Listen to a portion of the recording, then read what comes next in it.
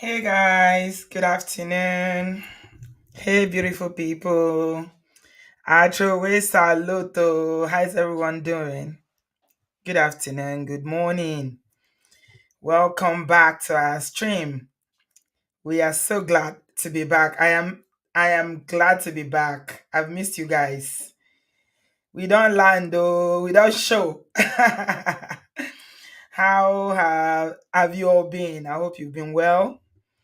I hope you're doing good.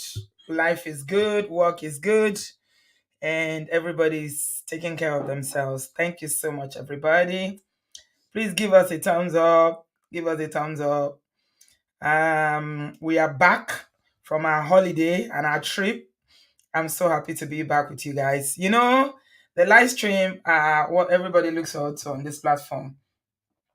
Even my birthday post that I posted, people didn't even watch it. I don't know why you guys don't like watching my short videos. You just like me to do work. These live streams they take a lot of time and energy. Hmm? But far, why don't people like to watch the short videos though? Well, I thought people would like to even catch up on, see what we're up to when I was away, when we're visiting Jamaica. But the views are so low. It was quite disappointing. I'm not gonna lie. So if you haven't seen any of those videos, you want to know what we're up to, please make sure you check those videos out. They are short and sweet, really, really short, but also very sweet. Thank you, everybody. I'm glad to be back. I've missed you guys so much. Yeah, how you guys doing? A lot has been happening. Actually, since I came back, I've been dealing with jet lag. Jet lag, now your mate. Jet lag, no be your mate though.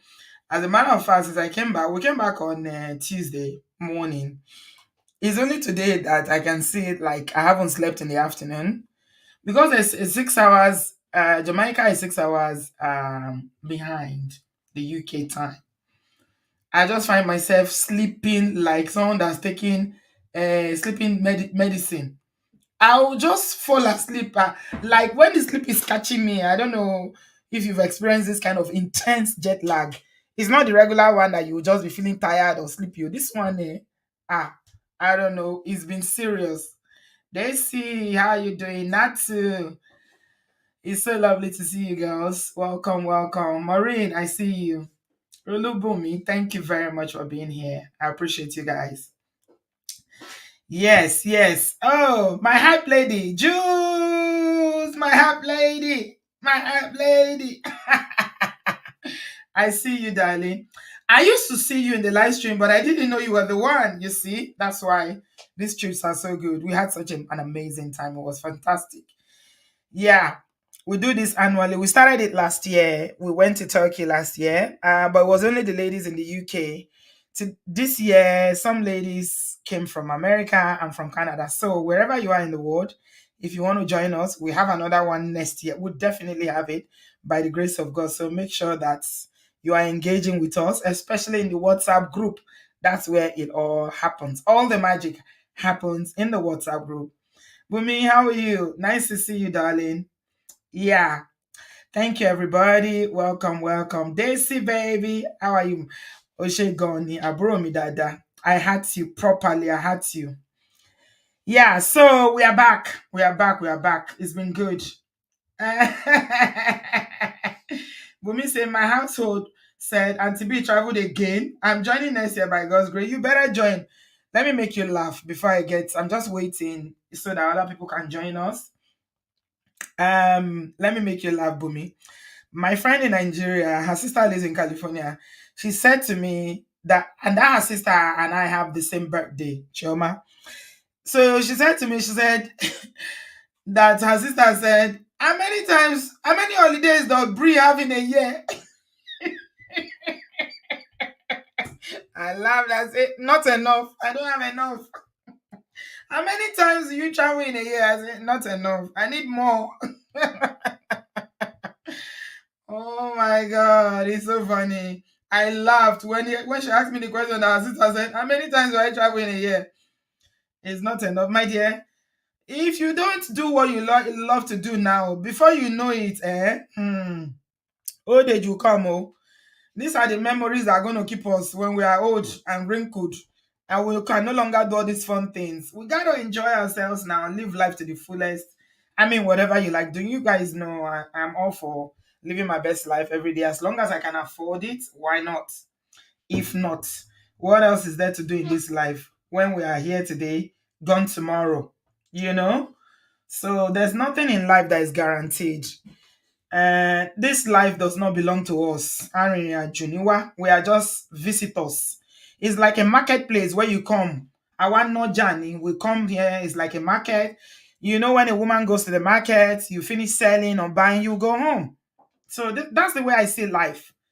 And my mom raised me to have this perspective about life. She lived her life this way, and me and my siblings were just like that. I see life as somewhere you come, you make an impact, you make, do your best, touch people's lives, work hard, make money, and then enjoy your life. A lot of people do not know how to enjoy their lives. All they do is just work, work, work, work, work.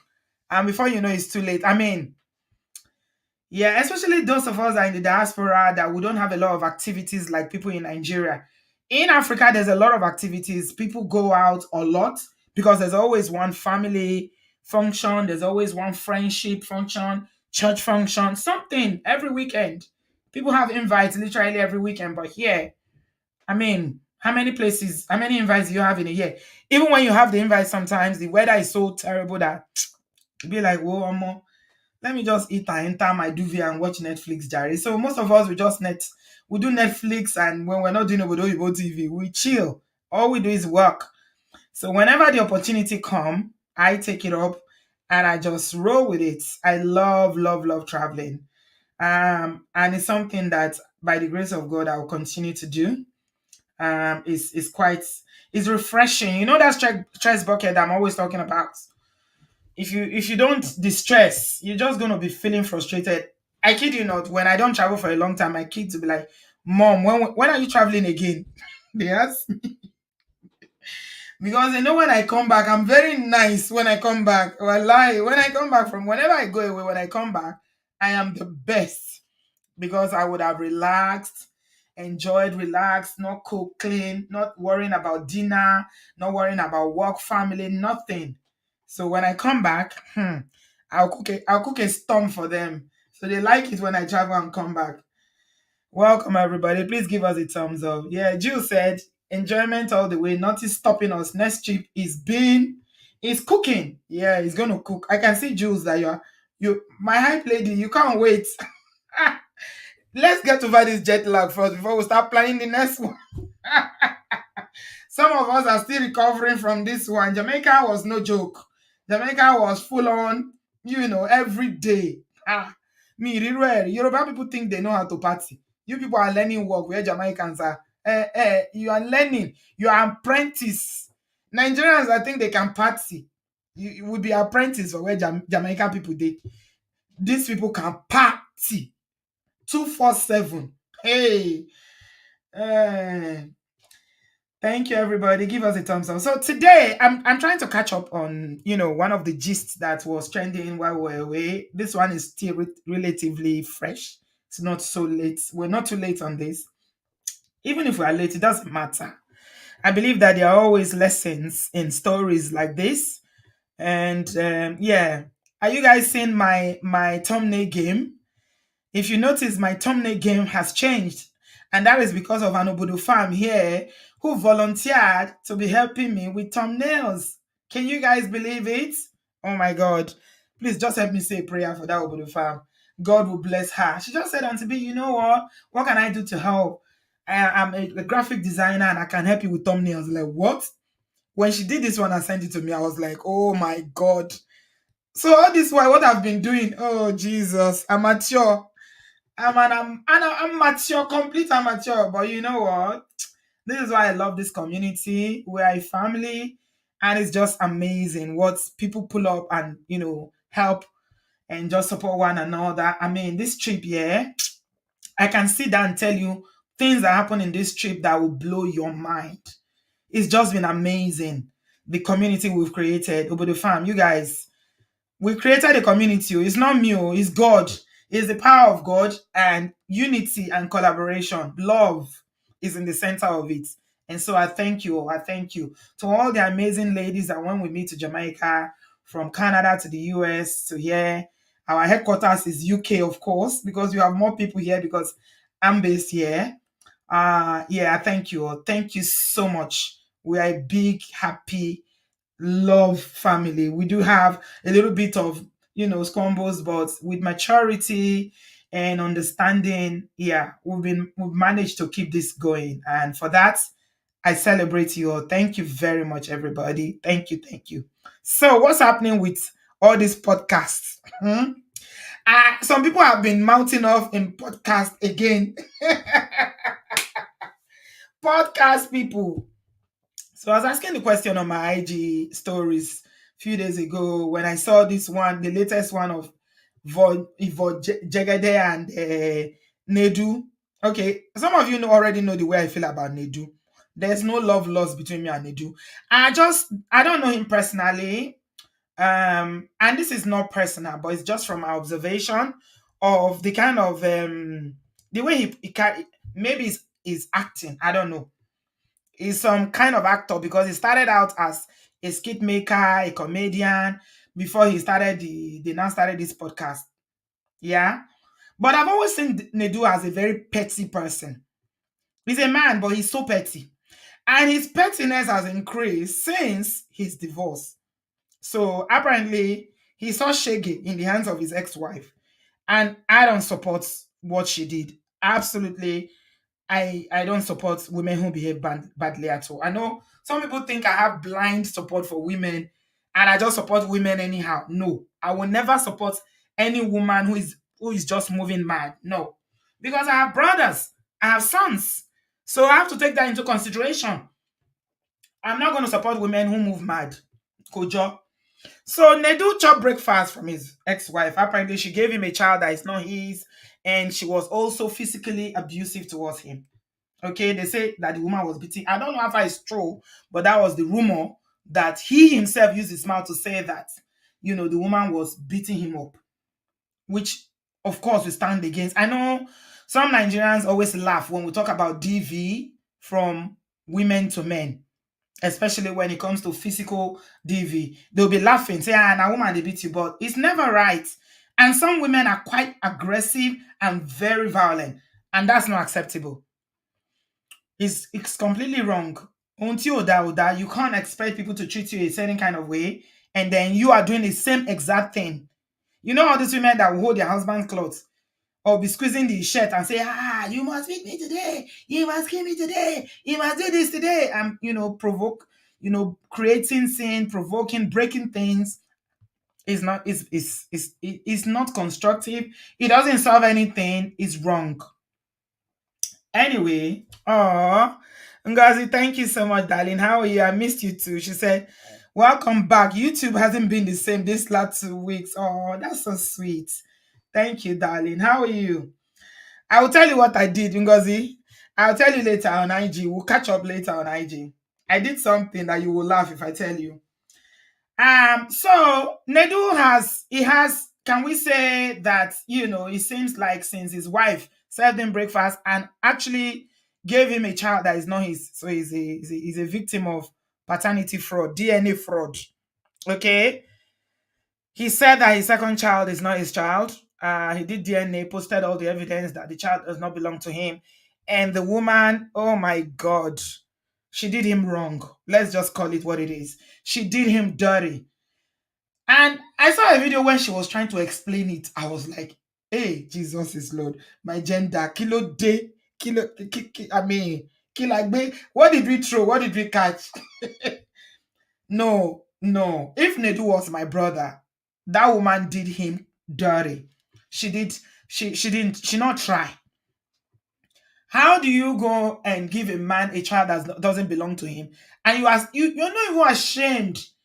Instead of you to hide your face in shame and be apologetic and be remorseful, you are still granting interview, talking according to Jews, talking out of your ass. Oh my God, he's chatting out of your ass. No, don't she? I'm using your roommate's English. She was chatting out of her ass. So this woman had no shame. Oh my god. Anyway, so since then, Nedu has been, I think he's in, people say he's broken.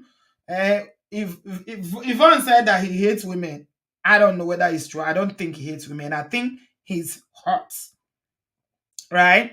I think he's a man that his ego has been bruised. He's hurt. And so you just find out whenever they bring somebody to their podcast, one way or the other, whatever it is, he ends up talking about, the person ends up talking about their marriage that failed, their relationship that failed. And the question I was asking is that, is it that they have one agbo they used to give them when they go to the podcast, that all of them, when they go there, it seems like, the kind of conversations you have in barber's shop, the barbing shop, where like the salons, when women go to salons, they gossip, and men go to the barber shop. It's barber shop kind of talk. Now, for anybody that has any level of emotional intelligence, if you're talking in a public space, you know that the kind of anything that you're gonna say is not the kind of barbershop talk, because it's gonna go online. And if you're a celebrity and you have any kind of influence, any kind of popularity, this is gonna come back and bite you. But I don't understand these people that go on the pods. Once they sit down in that chair, maybe they make it very comfortable and the lights are dim. And because there is no big screen or whatever, maybe because they're just talking, people just feel comfortable to be running their mouth. I don't understand it. So anyway, Yvonne Jegede went there. Yvonne went there and started talking about her ex-husband. Apparently, she said she went there to promote her latest movie. I don't know if she's the producer, but she was in a movie that is on Netflix. No, not Netflix, Prime. It's on Prime Video, right? So that's what she went there for. But I kid you, I didn't watch the pod because it's 2 hours. And, to be honest, I've never really watched any of their pods, especially this particular one. But the bits on Instagram, you see it. They just cut out. You know how all these blogs on Instagram are always creating drama, because it's always things that are controversial that people relate to. Again, this all goes back down to how social media is twisted. When people go there and they talk sense, I'm sure there are a lot of people that will go there and they will make, they will make meaningful contribution, constructive things. They will say it's not going to trend. Beer parlor talk, thank you, Faust. It's complete beer parlor talk. But when people say things that are controversial, or then you just see they come for them. They just come for them. That's it. Damilare said, Obodoyibo, so why do you dislike Nedu? As you just said, he is a victim. You are contradicting yourself. I am lost. Do I have to like everybody? I'm not contradicting myself. I empathize with him, but I don't need to like anybody. Everybody. Do you like everybody? Damilare. You don't have to like everybody. I think Nedu is very petty. Yeah. He's an ame, but he's a gbebun, and it's a very bad look on men to be like that. Women can be gbebun, but when men are gbebun, it's not usually a good look. Mm. Yes, I saw that one as well, Misty. That one that said that it's an Igbo podcast where she was saying that she was Amarinko, that she got her marks by sleeping with her college professor, and the university is asking her to return the certificate. Yeah, podcasts, maybe podcasts are probably what will end Nigeria now. Hmm. Yes, podcast. I want to bring. They will bring the world to an end. Yeah. They didn't mention the movie. The movie, I don't know. I would have mentioned it for her for free, but I don't even know the title. If you know the title, just put it there. I mean, she's an Agenebode girl, so she's kind of my area kind of girl from my state, but it doesn't matter. That's not what we're talking about. What we are talking about tonight is how people go on podcasts and get carried away and just say things they would not naturally or normally say outside. Now, when you are in a group of friends, you are with your friends or your buddies as guys or girls, there are things that you will say that you know is between you and your friends. This is not for social media. It's not for the blogs. You don't say the same kind of things when you are talking in a public space. It's common sense. It's social intelligence. So she came there. It's Father's Love. Okay, thank you. The title of the movie is A Father's Love. Yeah, thank you. Yeah, let's just put the name out there.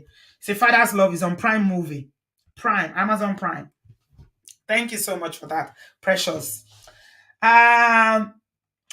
So Yvonne went there to promote this movie, A Father's Love.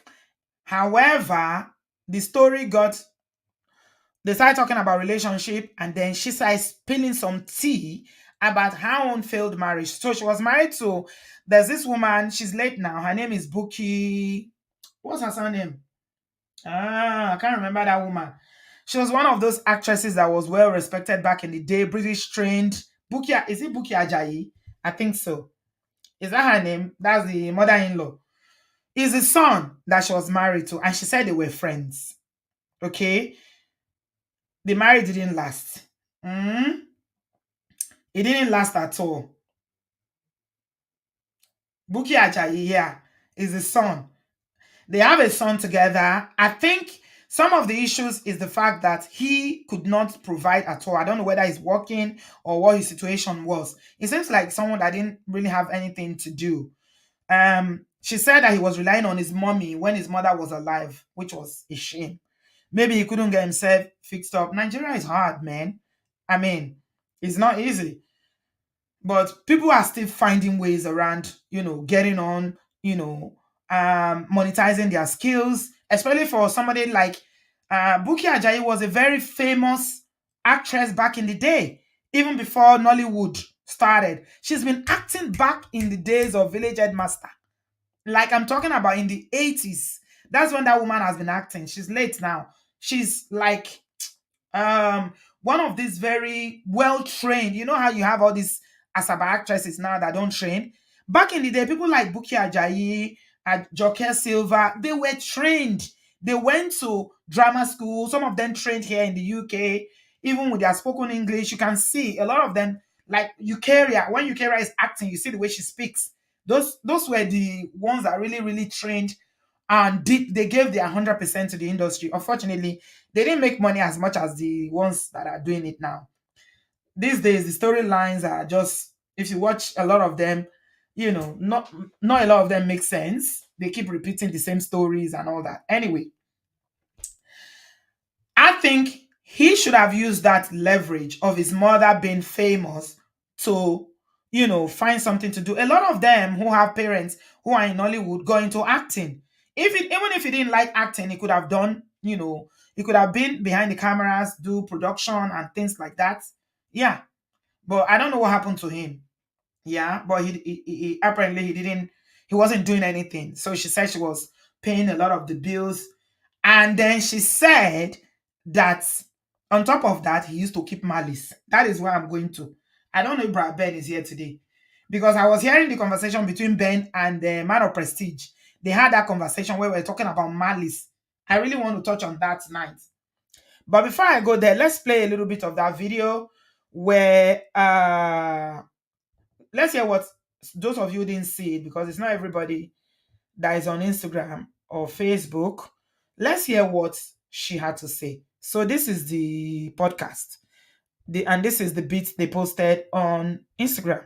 What did Yvonne said that they started dragging her? Yul Edochie, 99% of people that have him on the internet are from second wives and third wives and fourth wives and fifth wives. And sometimes wives that the family does not know about. Let us stop being silly on the internet.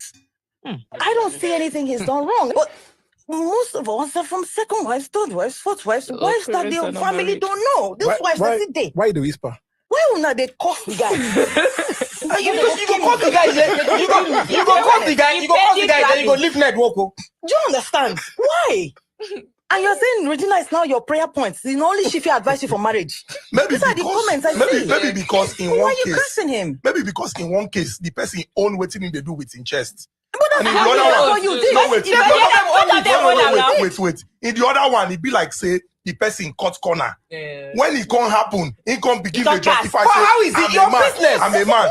How is it your business? So, first of all, they started talking about polygamy. Okay?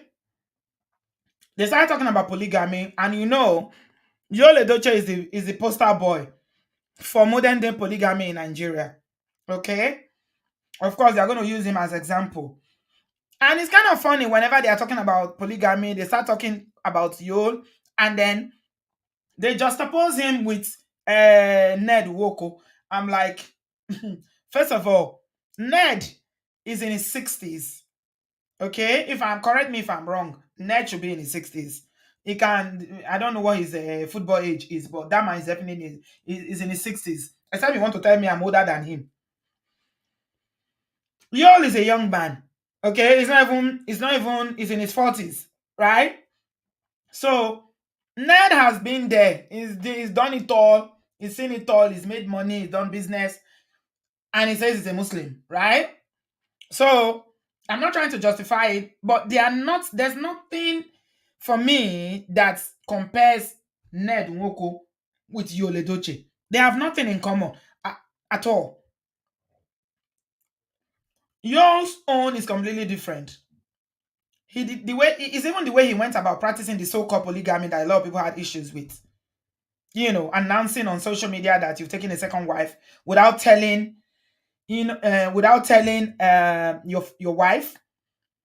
What I mean, does she have a choice? Can she consent, or are you going to force it? Now you are hearing what the lawyer is saying now after this podcast.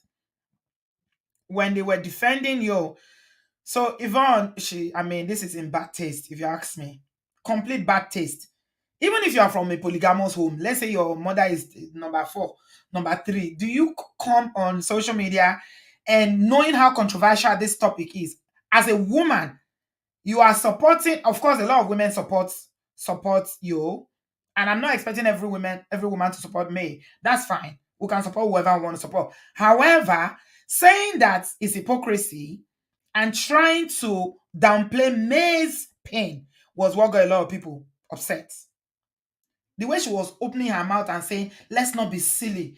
She's like, let's not be silly on social media. And it's the irony of it. It made me laugh.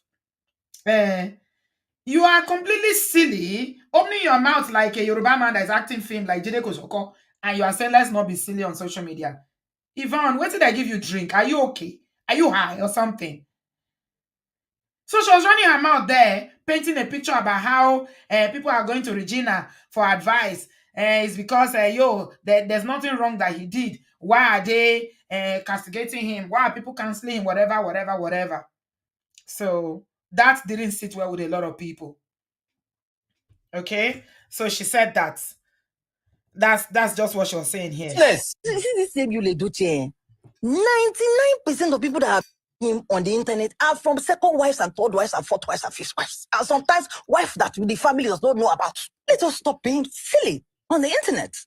I don't see anything he's done wrong. But most of us are from second wives, third wives, fourth wives, wives that the family don't know. This wives are today. Why the whisper?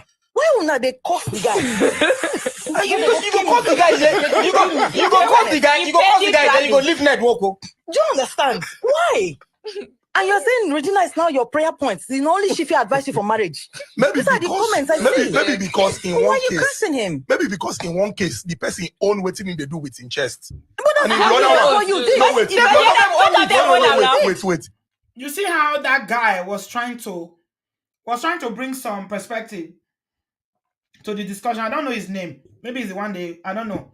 It's one of the podcast people. He was trying to explain to Yvonne that one did it correctly. Like, he's marrying the polygamy. It's not done by surprise. But Yvonne was still sticking to her point. She was arguing. She was still arguing. In the other one, it'd be like, say, the person cut corner. When it can't happen, it can't begin to justify. How is it your business? I'm a man. How is it your business? See this same Yul Edochie, 99% of So she got dragged for that. And a lot of people felt like she was disrespectful to May. She has no right to say that. She doesn't see anything. She said she doesn't see anything wrong in what Yul did.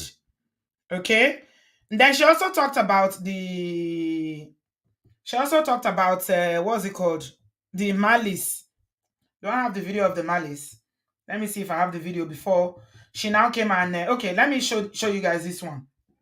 This is another podcast while I'm looking for the video of the Malice. Let me show you another podcast wahala. University I attended sent me an email to return my certificate within 48 hours. This one went to another podcast too. She went to podcast to go and talk. Waiting podcast go cost. I want to ask, is this right? That certificate, I earned it. I worked hard for it. Why should I return it? They sent me an email to return a certificate I worked so hard for. Okay. How not like that? Then I know so many of my course mates that will return their own. I know so many of my course mates that will return their own certificate. I'm really going through a lot. University I attended sent me an email. Not be juju be this. I really don't understand this, my people. These are grown people. They are not children. You are not a child. Only you carry yourself. Go podcast. Go tell the whole world that you didn't. You basically flunk all your lectures, and that you were sleeping with lecturers to get grades. I mean, just let it digest. And now she said, I work hard. I'm wondering, which work are you talking about? Is it the brain work of learning book, or is the back work of lying down to carry away your lecturer? I don't get it. I don't get it at all. Maybe somebody understands it, they can let me know what she means by that. Let me share my link. As a matter of fact, I'm still looking for the video because I want to talk about that, what Yvonne said about her ex-husband keeping malice. I think that's very, very, very, very important that we talk about it. Okay? You know what they call silent treatment. Keeping malice in a marriage. She said that a lot of things happened in her marriage. One of them was the fact that she was the one that was, funding the marriage. The guy didn't have a job, or he wasn't making money. And the second one was the fact that, he didn't care about her. She can leave the house and go to her friend's place. He would not even call, And then she said that he was a serious malice keeper. Like, the guy used to keep malice with her. I'm like,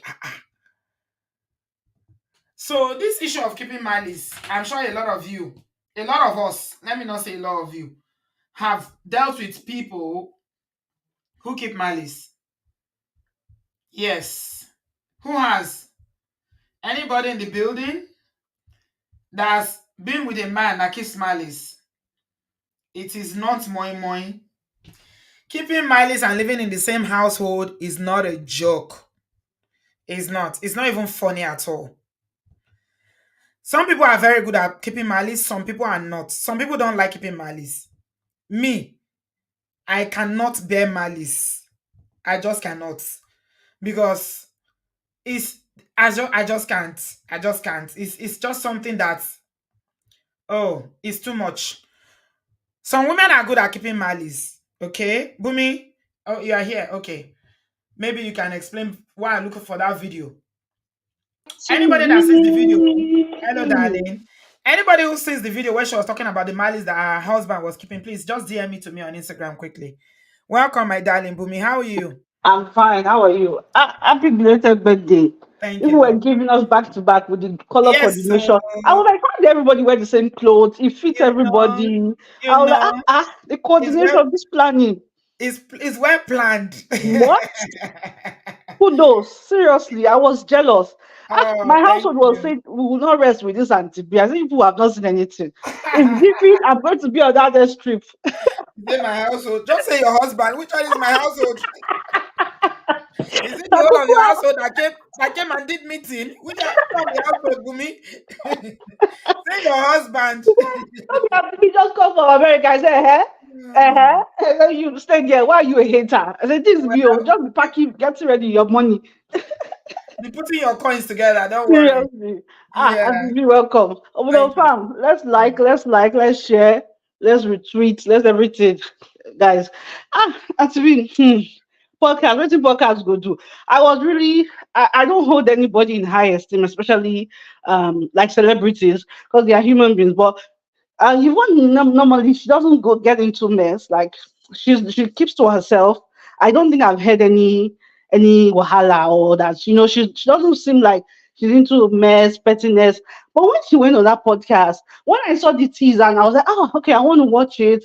Because she doesn't talk much, right?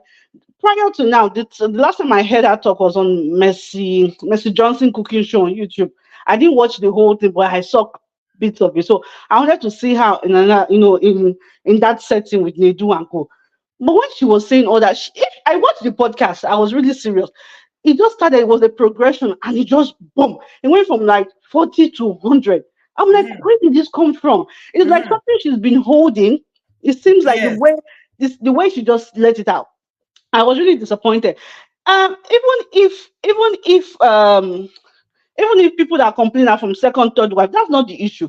The issue is different. The issue is that he's forcing May. Yul is forcing me to indulge and to remain in the marriage. When you married her in church, Nedu, not Nedu, Mr. Ned is a Muslim. He did not promise his wives that they all know what they are getting into. So those are two different situations. And then Yeah. you go and you're mocking, and you're a woman. You're not Yeah. just a woman, you're a mother. And you're not just a Mm-hmm. mother, you're a single mother now. And Yeah. you should be able to empathize. So I'm just like, is this woman okay? Did she leave her brain at home? Like, are you okay? So what you're saying is that okay, is there's nothing wrong with what you did, but there's something wrong with what your husband did with Malice. Now, like, wait, that you can pack your bag and go. Yeah.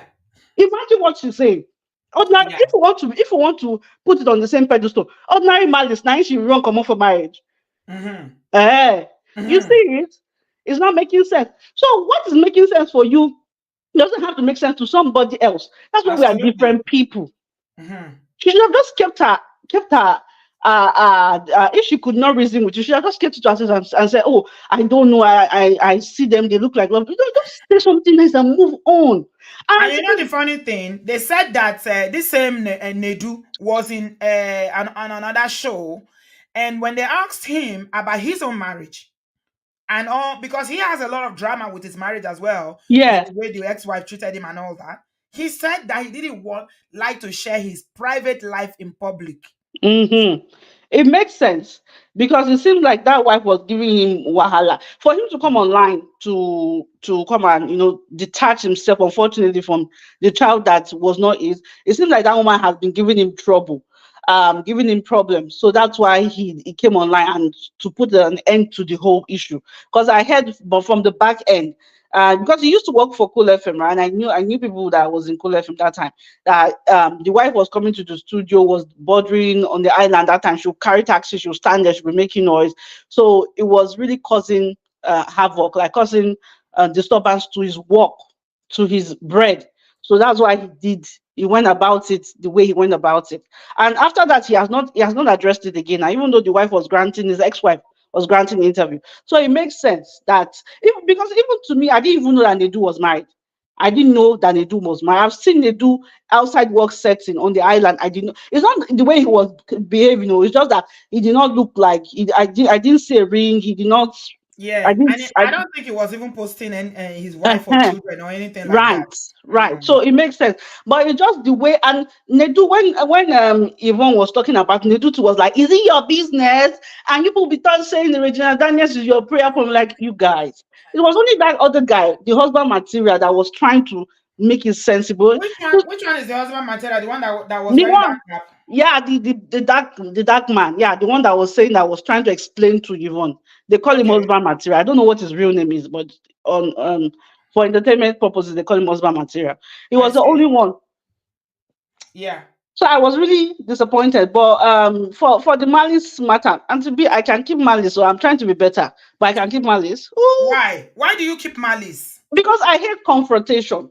So when I'm Mm-hmm. angry, and you know that you have wronged me, Mm-hmm. I always expect that you use common sense to just be like, okay, I'm sorry. And I hate a patronizing apology. I hate apology. Like, okay, let me say it and forget. I want you to mean what you say. And when I'm angry, I start crying. I'm this type of person that I cannot articulate my words. So I get passionate. I start talking, then I start crying. So I Mm-hmm. just, and then the next thing that you will see now, it progresses to violence. So I'll start throwing things, I'll start banging the door. So I just keep quiet. That's how. So you break things. No, You're not one of breaking those that. women when you're angry that you'll be breaking things. No, I will just be banging the door. If you come near me, I will push you away. Like, I don't want you understand. I don't break things. No, no, no. I just don't want you to come near me. If you are not coming to my level, the way I say it is that if you are not coming to my level, if you are not understanding where I'm coming from or why I'm angry, because I don't like fights. I don't like to. I'm that type of person, and I know that it's not possible for you to be in a relationship and not have issues or confrontation. I just feel like there are better ways before it gets to that level. There are What better about ways we can. talking? What Yeah, about cooling down actually, I talking? like to talk, but Mm-hmm. there's some. Okay, my husband is different. He goes from 100 to 0 to 100. Me, there's a progression to it. So if you have wronged me, I'll be like, I don't like this thing. Oh, stop it. Mm-hmm. Okay, Mm-hmm. but him, he will not say anything. All of a sudden, you just, I'm like, where did it come from? You Yeah. understand? So So we so are different. yeah, That's yeah, why. we are different, but you know what? Malice is anybody that is here that is listening, whether you're a man or woman that keeps malice, you really need to work on it. Yes, Because actually, keeping malice with someone is a form of abuse. I know. It is. Yeah. And there's a video I was watching before we started the show. I shared it in all the groups. I'm still going to share it in my community. Ola it's just a short, it's not up to 5 minutes, when he was talking about 5 things you must know or things that you can still do. And in that video, Ola was talking about, maybe I should even just play it now. He was talking about conflicts, as it's normal for you to have conflict in a relationship. There's no relationship where there is no conflict or misunderstanding. If you know that, then you will know peace.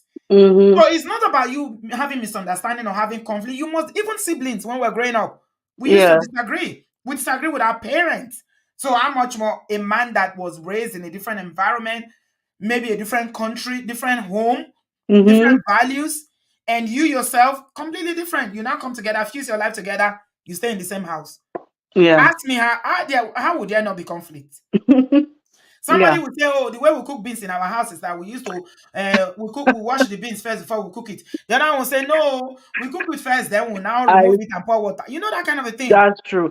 There will And always be conflicts, Auntie, but it yeah, is learning, and this is a learning for all of us. Oh, me, is I don't know how learning. to keep. Hey, if you keep malice with me, oti pami, I can't do it. Yeah. I don't know how to do it at all. Mm. It's And you learning know, to you know work on what it. pisses me off is that Mm. the type of issues that I find that becomes bigger issues that they are nothing. They're things that like nothing. Like, for example, maybe if I cook something and you don't like it, I feel the way you tell me, you now be telling me, this one I don't like. That's not how you tell your wife that you don't like something now. It boils down to communication, Bumi. I It know. comes down to, so for instance, let's say that you're doing something, your husband doesn't like it and say, "This is not how you do it." He says it in a harsh way, Uh-huh. not a loving way, because there's a way you can communicate. Yes. There's a way you can give feedback to someone that it will be Yes. agreeable. Mm-hmm. Okay. Mm-hmm. But let's be honest, it's not everybody that will take the time to say, "Oh, how do I say it to make it nice?" To be. They will say it first before they will now realize that maybe I was a bit too harsh. Right. Okay. Right. And you too, but if somebody give you bass and you give them boost, there will be bass boost. Auntie B, that's the problem. I'm ready for bad boost. No, no. And you tell you're not I like confrontational. problems. That's confrontation now. Eh? That's confrontation. You see, I think we need to do more to learn how to resolve conflicts and it's skills that we need. Okay? One Yeah. of the skills that we need in resolving conflict is patience. Right. I don't have patience. A Yeah. lot of people don't have patience. You need patience. Mm-hmm. Okay? When somebody is talking to you in a way that you find very disrespectful, yeah, you need to learn the patience not to react or React. not to say something back, just Yeah. to be calm and Yeah. quiet. Yeah. It takes a That's what lot of work, I'm working on that. I'm actually but you better can. now. No, Yeah. you can do it. Just Yeah. practice it. If your husband is talking, for instance, just count up to 10 as he's talking. Just be counting in your mind. One, instead of talking back, retaliating back and Mm. saying something, just count one in your mind. Just be counting Mm-hmm. Mm-hmm. to distract yourself. Because Yeah. if you are angry, 100% your response is going to be done in anger. Yeah. That's And very it's just true. going to escalate. Mm-hmm. However, if you can be quiet, I have a sister here who is so good at doing that. Dosh, are you there? Oh my God, this girl, and even me, I look at her, say, how did you do? She's so calm even when everybody is going mad around her, she will just be looking. Or she'll just stand up and walk outside. It takes a lot of learning and unlearning to do that. However, if you can master it, after a while, you can now go and say, babe, you see, this thing you said to me is not that what you are saying is wrong, but the way you said it, I don't like it. I feel like you're talking to me like a child. I'm your wife, I'm not your child, and I feel Mm-hmm. disrespected. You know, it will enter his head more then. Yeah. Yeah. And he Yeah. will find it more valuable than you just come in and say, if he shout at you, to correct you, and you shout back, shouting will Yeah. start. That's Yeah. true. I don't know if I would call it malice. I just don't like fights. Like I just like to keep to myself because again, but I won't talk about it. That's No, I my was talking about I you. won't talk Yeah. about it. Yeah, you do that very well. And I really like that about you. Nina said, Auntie B, don't cuckoo scatter the table with me, chilling on top of it. Me and Malice keeping there. I need community intervention because I can keep Malice for Africa Hey, shamefully. well, but you know what works for me is that the person that I'm now with, he does not even he would say what's on his mind and he's finished. Me, I will not start unpacking it. It can take me hours to unpack. I'm like, so this is how you truly feel. You understand? So it's better communication and patience. I'm learning patience. I'm actually learning. I'm much better. I just don't like fight because I know that when I enter fight like this, it's WWE. Me and you will finish that fight. So So, for the person that is talking about that, they are have PhD in keeping Malice. You know what they say? The day yeah, you realize that you have an issue, half of the problem is when you it's have a problem, so you solve half of it already. Now you yeah. know. Okay, you are aware. Self-awareness is very important. Yeah. Mm-hmm. Now you are aware. I do this thing. Then you now got to ask yourself, why do I do it? Why? Yeah. And is it helpful? Does it solve what? Because I guarantee you, it never solves anything. Like Bill said, the person keeping malice is the one that suffers, especially with someone like who doesn't even notice. You can live with someone who Yeah. doesn't notice that you're keeping malice. They just carry on their normal everyday life. Then you be as a woman, you'll be like, It will hey, be you didn't even more notice. I'm not infuriating. talking to you. Yeah. It will pain you more. Yeah. Yeah, I Yeah. think we That's need to true. have better skills. We need to train Mm-hmm. ourselves to have better skills at communicating. You see, when we say communication is key, this is the communication. Yeah. What I know that has worked for me so far from learning that I don't have patience is that I anticipate what will happen. So when I already know that that's how it is, so I don't take it personal now. So I'll then later I'll be like, the way you said this, I don't like it. I'm just saying it. Oh, I'm sorry. Okay. But I anticipate. I don't take it personal like before. So a lot But of people in the comment section are giving different interpretation to malice, silent treatment, oh, avoidance. I think whatever name you call it, it boils it's down the to the same. same thing. It's the same.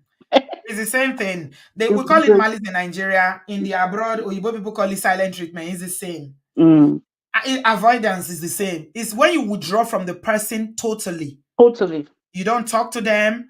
you avoid them. And even when you're going to say anything, it must be absolutely necessary for you to say it. And you are cold, totally cold towards them. No emotions. Yeah. No emotional, no emotions, no nothing, no laughter, no joy, nothing. You don't sit with them. And if you do it for an hour, it's okay. But doing it for, we're talking about weeks. No, I don't do People it for doing it weeks. for months. No, that week, no. My own is hours because I just want to step away and because I don't want to cry. I don't do weeks. Yeah. No. Let's see what Yvonne had to say in that. In that when she was talking about how her husband was Malice. the chief malice keeper.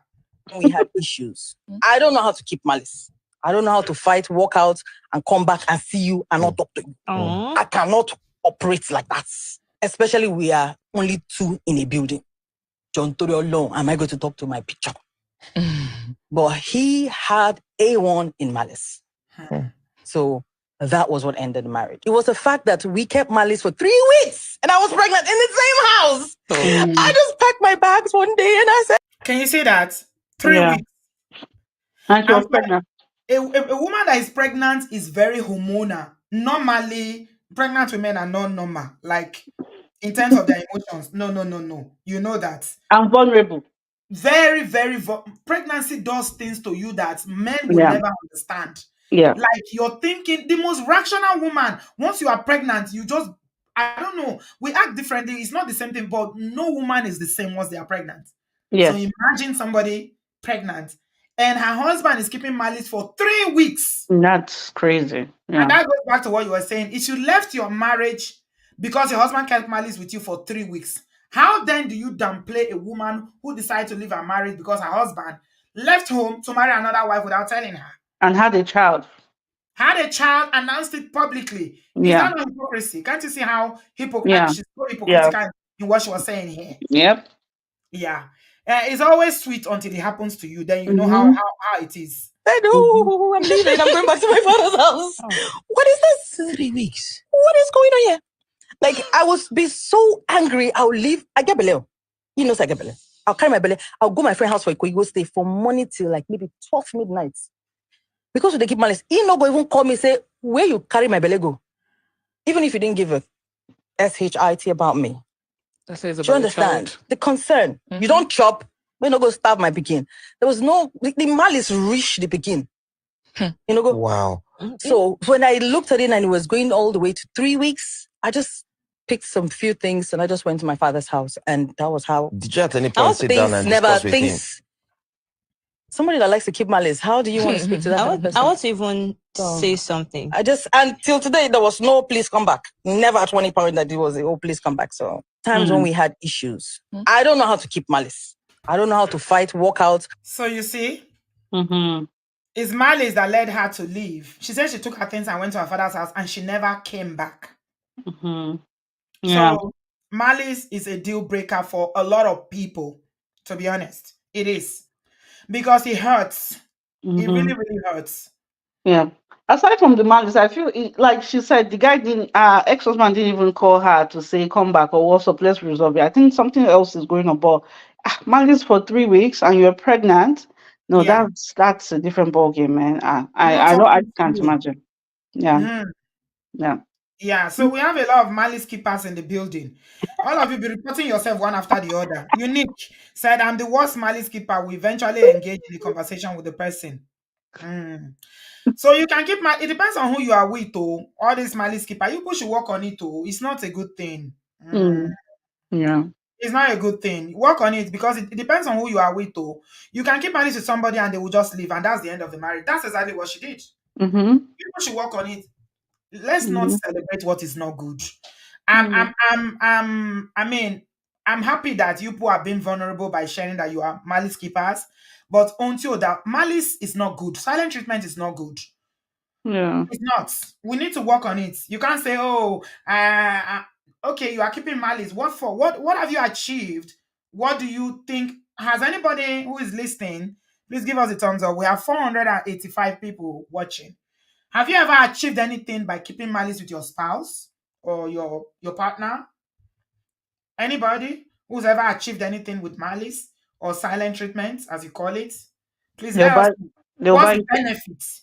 they'll buy you chocolates after they come and beg you. They'll come and beg you after how many after you suffer for how long? Eh? After you suffer for how long? That lot of people say, although you disagree, keeping malice not be abuse. After all, it is not an arrestable offense. It Ah, is the best way you to agree. resolve an issue. Oladipupo Fashakin. Is that a man or a woman? I don't know whether it's a man. Oladipupo is a man's name. Is that his first Yeah. name? I don't know if it's his first name, then it's a man's name. Is the best way of resolving an issue. Okay, is that what you think? How do you resolve issue with it, Oladipupo? Please tell us. Oh. I don't know how silent treatment is resolving issue. These are all the things that we need to all learn. Hmm? You are a man, you are keeping malice. Come on now. Come on. Even from women, it's bad enough. How can a man be keeping malice? It is petty. It is very, very petty. It's below the belt. You keep malice. You say it's the best way to resolve. What kind of a woman are you married to if you are married? What kind of girlfriend do you have? What kind of learning do you have? What kind of household did you grow up? And to be, if I can say something, the big idea behind malice, the tactics why people employ malice is for control, right? So there's, and I know it all falls under the same umbrella, but timeout, shutdown, malice, silent treatment, they are all the same, but there's a progression to it. So if you just maybe if you are the type of person that maybe gets violence, that throws stuff, you can work out and come back because you don't know how to communicate and calm down in the heat of the moment.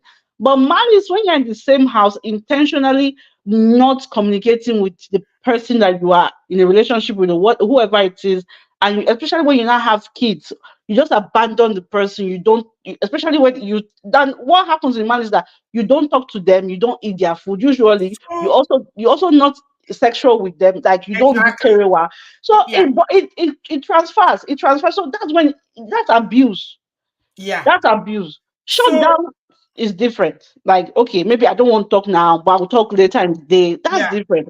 Yeah. But And if malice, you're saying, like what you're saying, Bumi, your own is only for a few hours, that's okay. yeah, We're talking about 1 week, 1 month. no, I've heard women say that their husbands can keep malice for 6 months. no. Because in that 6 months, the husband, what's he doing? If he's not eating your food, if he's not touching you, Doing where is he kerewa. getting it from? If not, there's Okay, no what I care. don't understand is that how can you sleep on the same bed and you're keeping malice? You're not talking to each other. Oh, it's so bad that some men extend it to the children when they are keeping Yeah, silent mm, treatment. They won't that's the talk to the worst. children. That means your mother. That means your mother. It's emotional abuse. That's emotional You are abuse. an abusive person if you keep malice with your spouse for even 1 week. That's abuse. Whether you agree with it or not, it is what it is. It's psychological abuse and it is manipulation. If you keep malice with me, I pack my bag and I'm out. I can't do it. I just can't. I just can't because I don't have the grace for it. Yeah, Mm. yeah, Nina said, "Auntie B, it only helps me calm down when I'm having the conversation. I would have gathered my thoughts better. I know it's not the best way, oh, but I'm being honest. Yeah, I like your honesty, Nina. But what I'm saying is that you gotta work on it. Okay, you don't need 1 week to gather your thoughts. I understand that sometimes when you're having an argument, you can step away from it so that it mm, doesn't escalate. Yeah, yeah, I completely understand that. That is good. Okay, step out of it and give space. But it doesn't have to be 24 hours. It doesn't have to mm, be 1 week. It doesn't have to be 1 month. yeah. And to Because be exactly what you somebody, said to me, when you are doing yeah, silent treatment or you're keeping malice with your spouse, you are not eating, yeah. you're not talking, you're not sharing anything, The and you're family not is not clear why. growing too, What are you right? doing? And you The wonder fa- why marriages end. the family doesn't grow because you don't talk, there's no discussion, you don't unpack. Oh, I had a stressful day. Oh, I see, let's this side hustle. You are not putting your thoughts together as a family. You are not, there's nothing coming out of that. So it doesn't work out. There's no resolution. It's because we cannot communicate as adults. That's why we resolve to malice. We cannot use, like Mr. Ola would say emotional intelligence, or you use your appeal, your as a man or as a woman, your femininity. We let our ego step in. So Yeah. if Malice is passing for me, I'm not saying I'm perfect, but I don't. Malice passing for even 1 day. I've done it before where it passed 1 day, and I know the shege that I saw. But in this my present Bumi now, no, I've not done it. But I've done in the past where it's 1-2 days. But no, if you are living with somebody and you have a child, you guys are growing. It's there's no resolution that will come out of it. It's not. It's not. Ekpanya said mine has been going on for 5 months, no sex. He goes and comes back to eat my food and sleep off. Mm. Please, is it enough to leave the marriage? Please advise. Why don't you talk to him, Ekpenyo? Since he's eating your food, at least it's not all around malice then. At least he's still eating. Some will not eat. Yeah. Why don't you talk to him? Hmm? Mm. Just call him and say, okay, can we resolve this? If it's me that I'm wrong, I want to apologize. Let's talk about it. Mhm. It's better. You see, Mhm. this malice thing is an ego thing. Legal. Yeah. Yes, it's ego because nobody wants to initiate conversation. Nobody wants to talk about it. Let's just carry on. Why are you cooking? He's eating. You're sleeping on the same bed. 5 months. Ha. Nobody's going to tell you to leave your marriage, but I think you definitely need to have a conversation because it affects you mentally. You might not know it, but you just be feeling somehow. And that's why people suffer from mental health. Before you know it, people will start having mental breakdown. It's because of things like this. Yeah. Annie said, I'm sleeping now in an animosity for 5 months with a pastor who doesn't like to apologize. Baton. He said you have to what? I don't understand. What do you mean? All of you that are keeping malice, both male and female. One brother here said that that's how to solve problem. Sorry, uncle. You have no skills to solve problems. That's That's not a exactly. skill. It's not a useful skills to solve problem. Okay? We are talking about unlearning. You see how we always talk about unlearning. This is part of the things we need to unlearn. Yeah, we need to unlearn it. Yeah. Not to say, have you met a coconut head man before? Yeah, it's useful skills. So anyway, I'm sharing my link. The link is in the comment section if you want to join the conversation. Bumi has been hanging with me, and we're having this conversation. But Yvonne did come back to apologize to May.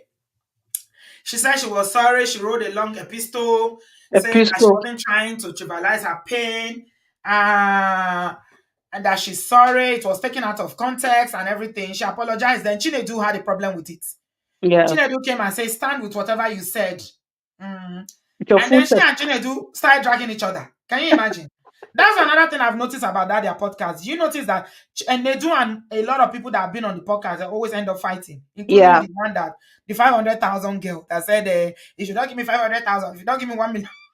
20 million. You say if you don't have 20 20 million, million, yeah. 20 million. In and people just be and people just be saying stuff. They just wake up and just conjure stuff in their brain, their minds. Like I Yeah. don't know. I think it's also part of the cloud for the podcast, but you have to also evaluate it from the other side. That is also part of his character. He's a petty person because it's only him. There are about 4 people on that podcast. It seems to be the only one that has an issue with every other person. I told you that he's petty. When I said it that he's petty, it's not because of this particular one. I have observed him. I used to follow Yeah, him on Instagram. Nedu yeah, is it's like a woman. He behaves yeah, like a woman. Even yeah. if you go to Instagram and watch that this particular episode, you see the comments. A lot of people were like, "Why are you always cutting?" It's not the only one in the podcast. There are 4 of them. Mm-hmm. But you notice that if you watch even the cutoff, he's always cutting other people off when they're Yeah, talking. His yeah. voice that is the loudest, and he's the one. He will now fold his hand and clap his hand, like woman. Fold his hand in his chest with that his small leg and fold them in his chair. Actually, sorry to interrupt, just to segue. That's a podcast with that other girl that was talking about money. That said, if you don't give me money the first day, that girl handled Nedu to a certain degree, like she was giving it back to him. She matched his energy. That one matches everybody's energy. She dragged all of them. Have you seen her dragging Portable? If you try as much as make a post, that girl could badu on my badu. No. So he needs people that will match his energy, because he instigates stuff and then he will say, hey, nah, as a person, not just a man, as a person, he's doing too much. And as a man, that Yeah. There are just some it's things not that we better. expect from men. Real men don't behave in a certain way. Women, we are allowed because of our gender. We are born petty. We know that. But if a man is petty, how are we going to describe you? How are we going to describe you? I don't know. There are just some things that men shouldn't do. A man is, they say what they want to say in few words, and that's it. That's how you earn your woman's respect. And if your woman knows that once you say it, that they will respect you more than Yeah. you.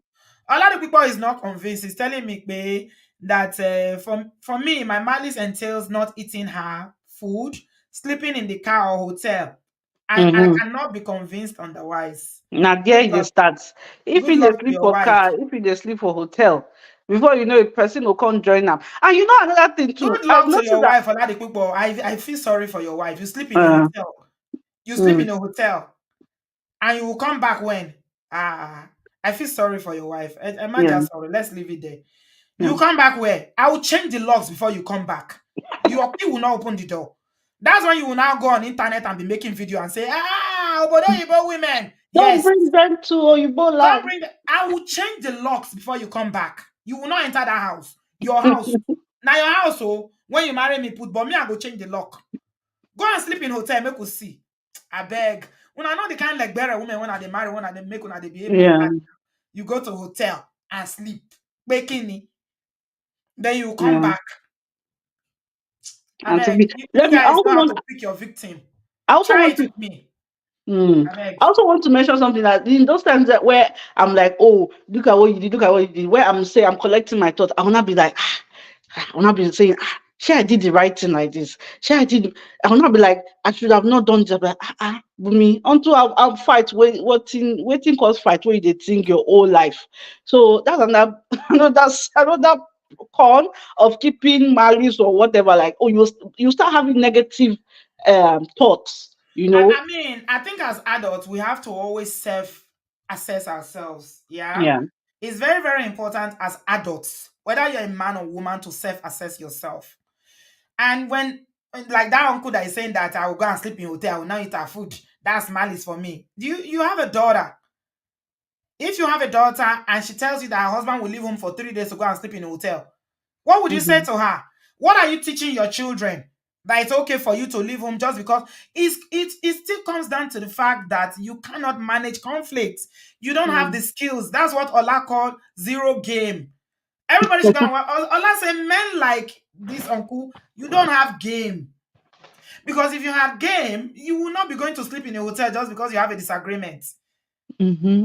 And then you will now come back and they will now be what? You think it's only you that can do it to go sleep in a hotel? Anybody that has money that work can go and sleep in a hotel. You see women that justify this DNA cheating and everything, that women cheating, revenge cheating and all that. The women that justify, these are the things they use to justify. There's no justification for it though. I don't Yeah. believe in it. I think it's wrong. But they'll keep telling you that when some people are just acting mad. So because you have a disagreement with your wife, you go leave the house, sleep in a hotel. And then when you come back, what's going to happen? Let me not dwell on it. Let's leave Yeah. that. Yeah. Let's leave that. They know, you know the kind of woman that you are married to. That's why you can do that. You probably come back. Shebi is Yoruba. You are Yoruba. Probably your wife is Yoruba too. So Yeah. she will come and be begging you. You know, in some Yoruba families, when your husband offends you, they will tell you to go and kneel down and beg him. Yeah. Mm. Oh, you're worrying me. Not Yes, you have to blue. beg. Yeah, it's okay. It's the kind of woman that you're married to. It's good. If she decide to dash you a child that is not your own, now you'll be crying up and down. Because that night that you're going to sleep in a hotel, you don't know who's sleeping in your house. Shora, you don't know. You think you are smart.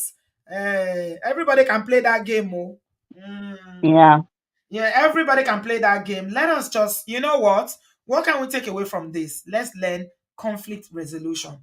When we have conflict, how do we resolve it so that it doesn't extend to 5 months malice? It doesn't result to somebody going to sleep in a hotel, somebody saying, I don't want to eat your food. There's no kerewa. By the time you don't kerewa for 5 months, you are living together, no kerewa. Not that you are sick, nothing happened to you. You telling me that hotel that you're going to sleep, no woman is sleeping with your uncle? Stop it. Stop that cap. That's all I will say. Stop the cap. Stop the cap. And to be even for 1 week, no carry one. When it's not like you are sick or nothing. 1 week. Nah. Stop the cap. Just stop the cap. Yes, so Chino Yeah. Achebe said, if a sign of a healthy, I'm paraphrasing, but the proverb says that a sign of a healthy marriage is when the bedroom, the bed in the It's bedroom shaking. shakes. If the bed is Yes. shaking, if the bed is not Yeah. shaking, what are you doing? What are you doing Nothing. there? It's And partnership. you will go and be shaking the bed in the hotel, and she'll be there with the children. Uncle, they will dash you DNA that a child that is not your own soon. Continue. Farrell said a woman that leaves her marital home to go sleep in a hotel will be given a name that is not hers. Of course. That means said, someone said 8 years. They kept Malice for 8 years. No Mm, baton. mm. Bumi, People I are don't trying. I have nothing to say to that one. Ejo. People are trying. I 8 don't know. years. I can't say anything. 8 years. You go to medical school. I You don't finish know. medical school. I don't know. That's time for you to train as a lawyer, to train as a doctor, and you are Ah, keeping Malice. You are not seeing when people talk about, we've been married for 25 years, we married for 50 years. I always just roll my eyes. I don't, I roll my eyes. No, because a lot of them, for instance, these people that are keeping Malice now, they counting those years as no, their married years. No, but maybe check out now. I You check can't out. 8 years that you are keeping Malice as part of your marriage. Really? Ah, you do. God creates. God creates. God creates. Brother Ben, welcome. How are you? Unmute yourself. Eh? Lady Oge said that he saw on Dr. Soshala's page a woman who didn't carry since 2019. That Dr. Sola's page na Bible. Mm-mm. Fix your audio. Uncle Beno is Echoing. is echoing. Yeah. You have two devices open No. You still and we're hear the hearing echo? ourselves. Oh, Yes. really? Uh, maybe use headphones or something. Let me come to Monica while you fix your audio. Okay. Monica Fernandez. Hello, darling. Auntie B for life. Will I call you Auntie B of Jamaica? Yes, so Which one am I going to call you now? I'm Auntie B to the okay. world. To the world. I'm telling you, you're rocking it. Cynthia is not here. She should have called me one Happy, day. happy, But they happy gave me the birthday. America. I'm not going to mention it. And to all the ladies that went with you, God bless you all. Amen. I hope you enjoyed your day. Although I checked your video, so you enjoyed it. No need to even ask. The enjoyment was on another level, my dear. That's nice. It's good. It's good to Next year, make sure celebrate you come. nice birthday. Yes. Beautiful memories. Yes, thank you. We are talking about the issue of malice in marriage. And let me start from the podcast. You know, they say podcast that is going to scatter Nigeria. It's like we are getting there. Yeah. Yvonne is a very sweet person, but I guess she over talked that day. She was carried away. Yes, she has never been in any kind of thing like this. She carries herself some in a kind of way. But this one, like, since it's the first time, I believe people should just forgive her. She miss Nyan, as we say it in Nigeria. She mistook. But it's okay. You see that malice thing. Yeah. Now it's only someone that has never been with a man or a woman that keep malice. I will say, it's just malice.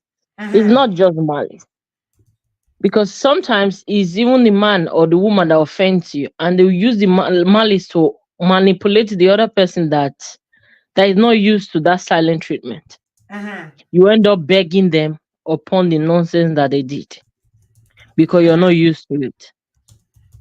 And he affects you psychologically. It's not a good thing. I can remember many times that I have to apologize for what I did not do for my ex. Like, because I can't stay in the house without talking. I like talking. Yeah. I can't stay without talking to my partner now. Yeah. So that's really, I think is, I can say, it's demonic.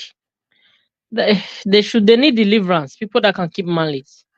If you are Yeah. here and you can actually keep malice for days, just change. It's not good. Just say your mind. Pick it out that moment. This is what, if you can't say it because you're angry, wait till the anger gets down and speak it out. Tell your partner what you did is not good. You guys should resolve it. Yeah. Not Imagine, going to sleep in a hotel. that one has another agenda. He just want to provoke the woman so that he can get away with some of the things he wants to do. Maybe he has planned a getaway before. So you just need to provoke the woman so he can have access. Yeah. How can you leave your house? Okay, you can't sleep in the parlor, you can't sleep in the children's room, you can't. I beg. That one has another thing The outside that he chick on has the corner planned that's going before. to sleep in a hotel with. He never tell us the truth. He planned it. That he already knows his wife or the husband. I don't know who is doing that. He knows his partner, so he knows how to trigger the person and just leave the house for some days. You understand? Go and sleep. You don't have parlor in your house.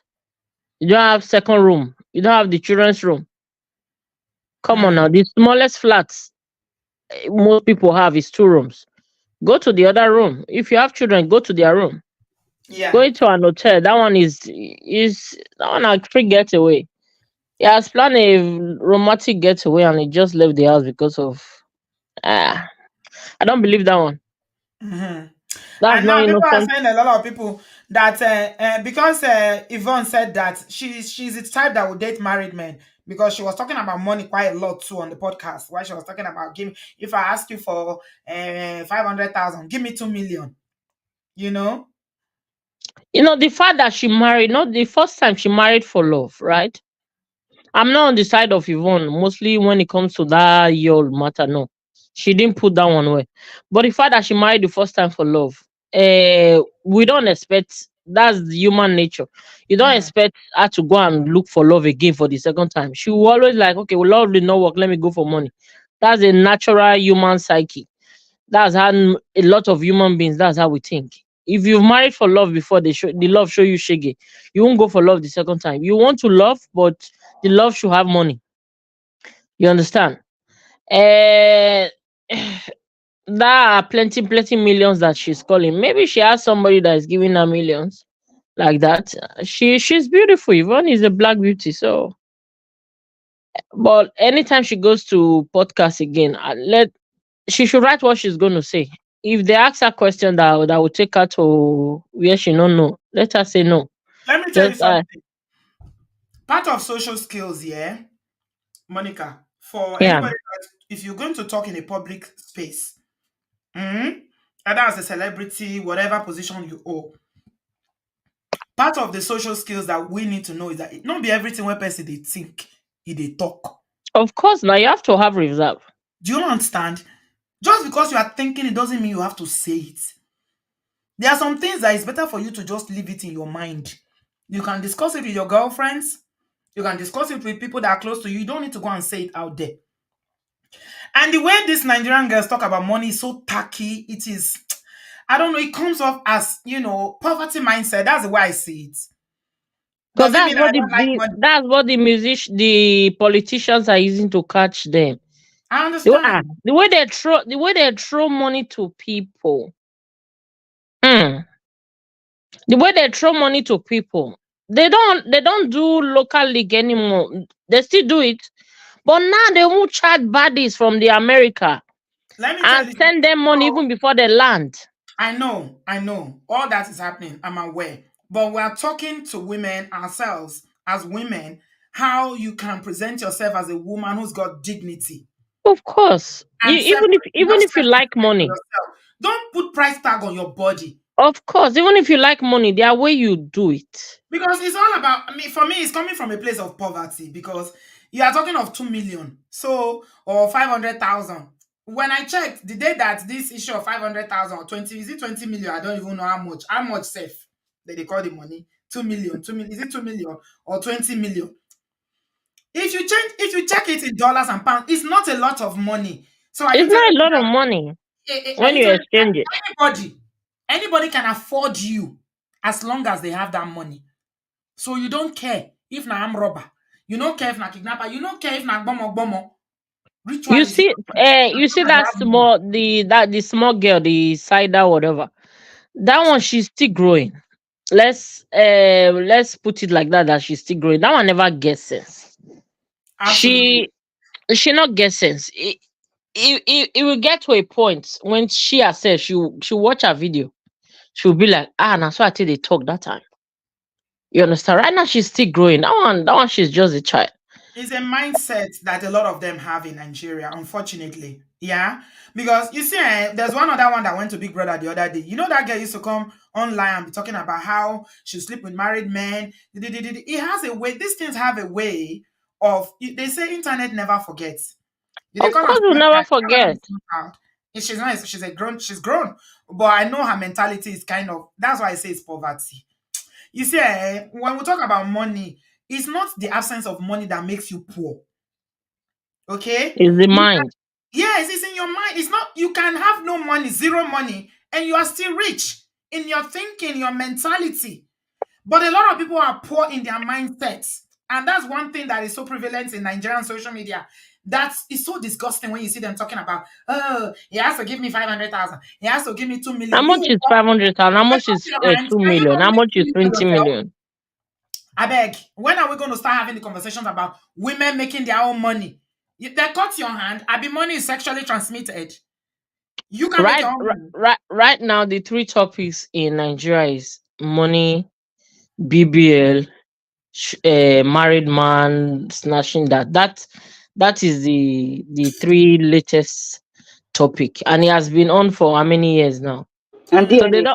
they don't want to change it. No, it's sad. It's so sad. Let's hear what Brad Ben has to say.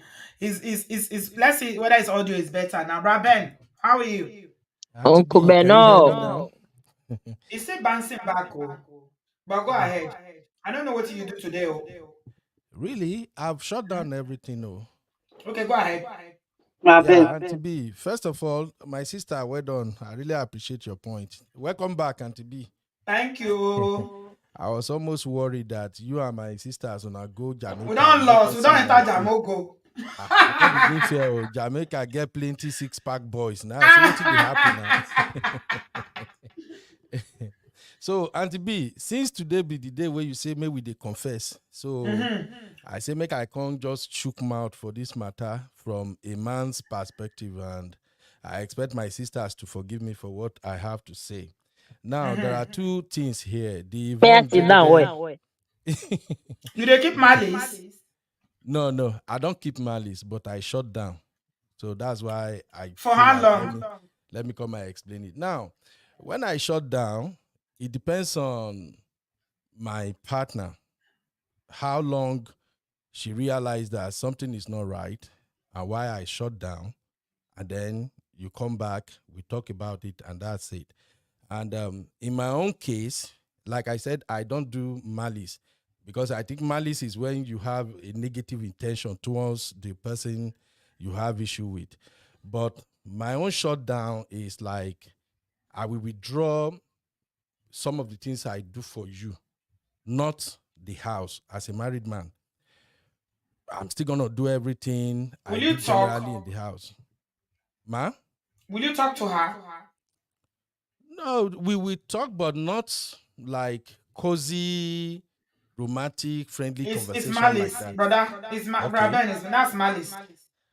All right. If you define it like that. So that's why I say I have to explain it. At least hopefully somebody can learn from this.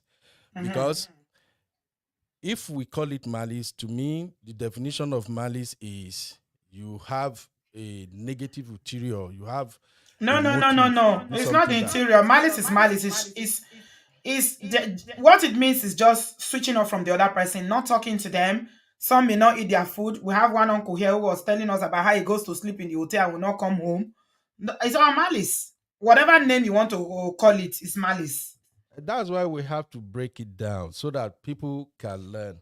And like I'm saying now, I know a couple of men who are also like in the same bucket with me. I don't see it as malice.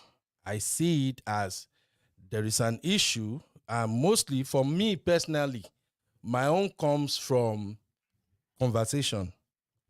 We have an issue. We are different human beings. My personal approach is we have an issue that require we make a decision together. We both arrive at a decision that works for both of us. And when we start having the conversation, my partner take is, you know what? Nothing else but how I want it to be done. Now, for me personally, I'm not speaking for other men, no. But for me personally, when a woman take the stand that, oh, it's my way or no way, you are already triggering me already. Because for me, I'm an extrovert. I like to talk issues out. By my own nature, I don't like sleeping on things. It's not the way I operate. My thing is, you do something I disagree with, let's discuss it real quick, get it resolved, and we move on. And knowing who I am personally, if you do something and I don't talk about it, that is when you should be worried. And I think some men fall into my category. When you do something that is not right to me, and I don't talk about it, I let it go. That is when it is dangerous, because I will continue to do everything I'm doing, playful, everything, but it stays in my mind. But why don't you talk about it? Don't you think it's harmful to your relationship if you don't talk about it? That is the point I'm making now, because I'm saying it not for clout, not for people to judge me or anything. And I give God the grace. I've been with my woman for 21 plus, married 14 plus. So if I'm really that terrible, I wouldn't stay that long. And I don't marry a yes man woman. I marry a strong woman too. So I'm just saying it so people can learn from this. Everybody has a way they approach issues. Even you, Auntie B, you have how you approach issues. And I think as a partner, I've always been an advocate of know your partner, know your wife, know your husband. More importantly, before you get married, or maybe the first 1 or 2 years after you are married, know mostly how they respond when they are angry. So when you withdraw, do you have kerewa in that period? No, that's why I said I shut down. Because, let me explain it. We are wired differently. There are some men that once a woman open body, they are on. The action don't start. There are some men like me, we are emotional. If we want to make love, we want to make love. Let's go all the way out. I'm involved with you. Now you are the sea. You feel me now? So my emotions are involved. Now, when I have emotional issues that were not resolved with you, even if I do the kerewa, you self go know say, this is not my person. So what I'm just going to say, I think you're trying to, I understand what you're trying to say, Braben, but you are trying to rationalize it, okay? You are trying to, and you are not calling it silent treatment. You are not calling it malice, which is the word we've been using. I'm using malice because that's what we call it in Nigeria. You're calling it shutting down, but it's the same, okay? It's the same. And I do appreciate what you are saying, that people have different ways of handling issues. And I agree that we all have different ways. But what we are saying is shutting down or withdrawing, silent treatment, malice is not constructive. It's not good. It is emotional abuse. That's what we're saying. Do you get what I'm saying? B. Agreed, Auntie B. And that's why I said there are two issues here. The Yvonne Jegede case, which is similar to a lot of people, and the main issue we are treating here. Look, Auntie B, one of the problems I have with a lot of people when it comes to discussing relationship is this. It's okay to say, as a man, be the leader, as a man, do this, as a man, do that. There are some men that will actually go to any length to do everything for you as a woman. Let you enjoy yourself, have everything you want. That doesn't make him less of a man. But that doesn't override the fact that there are certain things you are doing as a woman that is really getting to this man. I understand. Hey, You still, yeah. wait, But we're Auntie still B. talking about how do you deal with how we're looking at constructive ways of dealing with this woman that is disregarding your feelings, disrespecting you, even though you are going out of your way. Because, like we established earlier on the show, offense will happen. You know, you're gonna have issues, definitely. But how do you handle it instead of shutting down or withdrawing? That is why I'm saying it now for those of us who are still married and for those who will be married, for us to learn. Because in my own case, you already know me. You know how I behave normally, how I go about my business generally. And now we have an argument. And I'm always the type that I'm ready to listen and I'm ready to say my own and I'm willing to always adjust. But all I want is for you to meet me at the same level. You have your point, you have what you are driving at, then listen to my own point of view. Now, let's work it out. That is my own approach. Now, when it comes to the point that you are not ready to listen to that my own approach, talk less of arriving at a mutually agreed decision. Now, you they pull my tail be that. Are you feeling me now, Auntie B? You are still describing the problem. Yes, I'm coming You are to it now. describing the problem. We are So- looking at solutions. Wait now, Auntie B. So now for me, when I first having all those issues, I do. Call, try to reach out, try to see, but Madam will not yield. And I'm not the type who will put hands on you or start a fighting, shouting match. I don't do that. So what I do is to shut down. And when I shut down, that's my way of sending you a signal that something is wrong. Something is not right. Now, at first, Madam will do your own. I'm on my own. And for me, where I'm coming from, I believe that we are both in this marriage to make it work, which means I play my part, you play your part. When we get to the point whereby you are not willing to play your part, that means you've already made up your mind. And I've always been a kind of mind that I am not afraid to walk out of a marriage. If I do everything work, I'm gone. So, let me ask you this. A lot of questions in the comment section, Ben. Let me take some of them so that, yeah, they said, Odosh is asking, Ben, is it healthy? Is this healthy in your opinion? It's not healthy depending on the partner. I don't think it's healthy, no matter the partner. It's not healthy. It's not healthy. Okay. No matter the partner, it's not healthy. Okay, Auntie B, you have a person, everybody say, a lot of women will say, oh, I want a man who provide, protect, is available, he's doing this, he's doing that. And you have this man that is doing all that. You now have areas where this man feels like, no, let us look at this differently. But as a woman, you said no. You insisted. I still understand. You're still talking about the issue. Auntie B, we have to talk about it because this thing, no. It break a Because lot of there marriage. will always be issues. No, Ben, you don't understand. Auntie B, just let me land now. Okay. The thing is this. All I'm You are just trying saying to justify why you are withdrawing. Auntie B, people react differently. You see all this, I a lot of women when they cry. But we are looking at more healthy ways to address all these misbehaviors. I'm coming to it. So for me, what I'm saying is for me, when I shut down, we are in a place now that my partner already knows that whatever takes this guy to shut down is because of the last communication we're having, the last conversation or argument that were not unresolved. So what she do, once she notice this guy don't shut down, almost 24 hours. The next thing, the moment she's coming back from work or anything, or it could be a phone call, she'll be like, Ogbeni, come, may we talk. Because you don't begin to do gaga now. If I start down for you, okay, may we talk. Then I will just smile. I say, all right, are you ready to hear my own side of the story now? And she'll be like, okay. Then if I'm at work, I'll be like, okay, let me get home. When I get home, once the children are gone, we come back in our own private place, and then we start talking. And then by the time we talk, she will listen, I listen to her, then we start looking for solutions. And I think for the past 7 years, since she figured it out that the only time this guy gets shut down like this is when we cannot reach agreement on something, and I'm taking a stronger stand on it.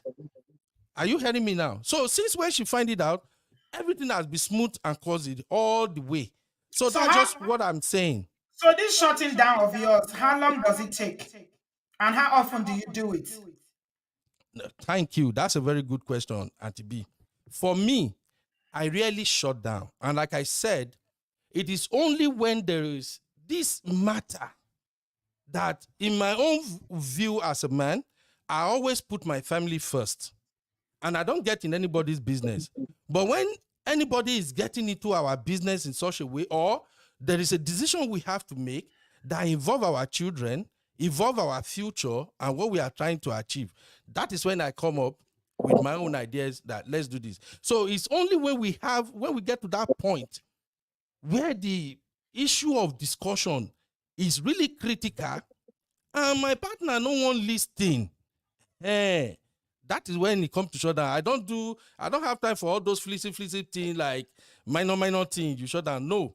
So I'm just saying this, that at times you might be married to a woman or a man who you can tell that this person really loves you and is really doing his or her best to make things work.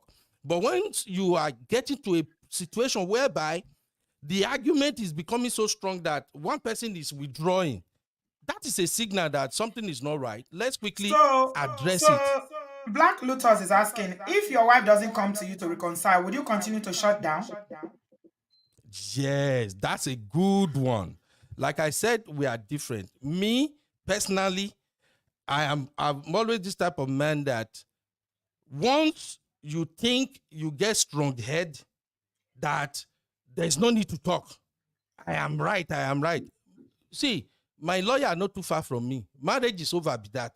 So to answer your question, I am ready to remove myself from the situation. If marriage won't end, make it end. That's like me, I'm not talking for any other man, you know? So that is just me personally. I'm like, but Ben, I understand that you are talking, I mean, you're talking about what works for you, but I think that's not healthy. It's not healthy because it's a kind of, it can be perceived as a manipulative tactic Manipulation. to get the other person, to agree to what you are asking. And I don't think I wish Ola was here. He would be able to articulate this for me better. Ola has a way of being able to reach these things, and even I have the word, I don't have the words, but I know what I mean. Auntie B, no Yes. vessel. I have one quick question. At what point do you think a woman should leave her marriage if her husband is displaying certain behavior? Auntie B, let me answer. Okay, go ahead. At the point where she's tired, where she's not happy. It's just like how, Ben, respectfully, you're saying that your lawyer is the psyche. When you go into marriage and you're saying that lawyer is no far, that's the psyche. That means you are ready to risk it all. That means you are not ready to walk through it. That's the point. If I'm not happy, if when I'm going home I'm thinking, I'm panicking, I'm not happy. Threatening divorce is a no. Yes. So that's the point that you just say, I not do again. Like F it, I'm tired. Waiting what happen, make it happen. That's the point. Yeah. Because what it is that whatever, we are both adults, right? And so we have equal opportunities in a relationship. Whatever you think, you say your lawyer is down the road. Her own lawyer is also down the road.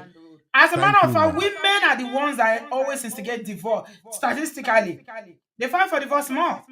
So I don't think, I mean, for a healthy marriage, you shouldn't always have it in mind that my lawyer is down the road, or if you don't do what I want, then I'm gonna withdraw.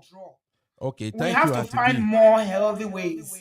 I'm not saying that what she's doing is right, though. I'm not supporting, because I don't know what the situation is. I just want to, Auntie B, I just want to flip the question around now. At what point should a man leave a marriage? Well, it's a very blanket question now, because we answer women now straight up. We answer woman own straight up when she's no longer happy. That's what my Auntie sister B, there said. let's So at answer what it. point should a man leave a marriage? When he's not Because happy, when he's thank not you. fulfilled. Thank you. That And is the point. Uncle Ben, what you're failing to realize, sorry to interrupt, what you're failing to realize is that it's not one person that makes a marriage, it's two people, whether we like it or not. And as why man of prestige will say that is on the man is because you are the head, right? It's not like it's not the woman's job to make the marriage work. But if you are going biblically, if you marry and if you're following the honors of marriage, it's your responsibility. You are the leader. And as a leader, you are not supposed to be bragging that, oh, I eat 4 meat. Now say now servant leadership position. It cannot be 50-50 every time. Sometimes some days I do everything. Some days organo day. I Okay. go feeling. So if the Somebody man is not said, happy too, Blessing said, my ex-husband did exactly what Ben is doing, and I could not continue with him anymore. Thank you.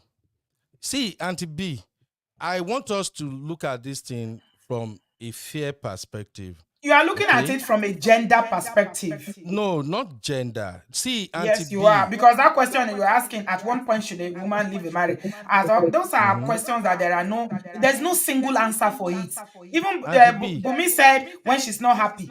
But it culminates into a lot of things. It's not, and you can't it's not a one sentence question or answer. It's a lot. Nobody can say, oh, just like Vaughn said in that podcast that, oh, he was keeping malice, I left. There were other things. It's not just the malice. But like they say, it's the last straw. Okay? But a lot of things would have been happening in the background. Then the malice now, cuckoo, made everything dissolve. So it's not a fair question to ask, when should a man leave a marriage or when should a woman leave it? And you want a one sentence answer. No. It doesn't. I don't think there's an answer. That is just one sentence. Like I said, I originally don't even plan to call in, but it's because this is a very critical situation. Please, people should not just look at it like, what is this guy saying? A lot of men don't talk these days. And I'm just saying it because they don't talk, but they keep malice. Exactly. And I'm just saying it so we can have a better home. When there are a lot of men that they will not touch you, they will not beat you, they will not do anything to harm you. Some don't even have energy to shout or yell. Once you are the one who is talking back, taking higher ground, it has to be your way or no way. Especially for those of us living in Western world. A lot of men now are even filing for divorce and say, I don't want to be with this woman. I'm just saying that know your spouse limit, your spouse boundary, and how they react when they are really angry. I was on the same show with Brola, and we argued back and forth on that. I think I saw it. I heard you arguing there. I already know that you keep malice. Join. See, the thing is this: we are in a space now whereby there are a lot of platforms that let's teach man, let's teach man, let's teach man. Cool, but let also teach women to recognize some certain behaviors pattern, some certain things. There are so many sweet men out there that will literally make you the center of their world. But that does not mean because they are sweet, they don't have this other side of them, that it will shock you when they start reacting like that. That's just all I'm saying. I'm still saying it tomorrow. Come rain, come sunshine, I'll go take my madam over and over again because we have gone through fire and brimstone together and we have mastered each other now. And like I'm saying, shutdown is wrong, like you said, keeping malice is wrong and all that. Me, I don't see it as malice. To me, it's a basic principle. I think on one of Brother Last show, I said something like, look, in my own family, my wife makes almost 70 or 80% of the decision. I don't even get involved in it. Because women run the house.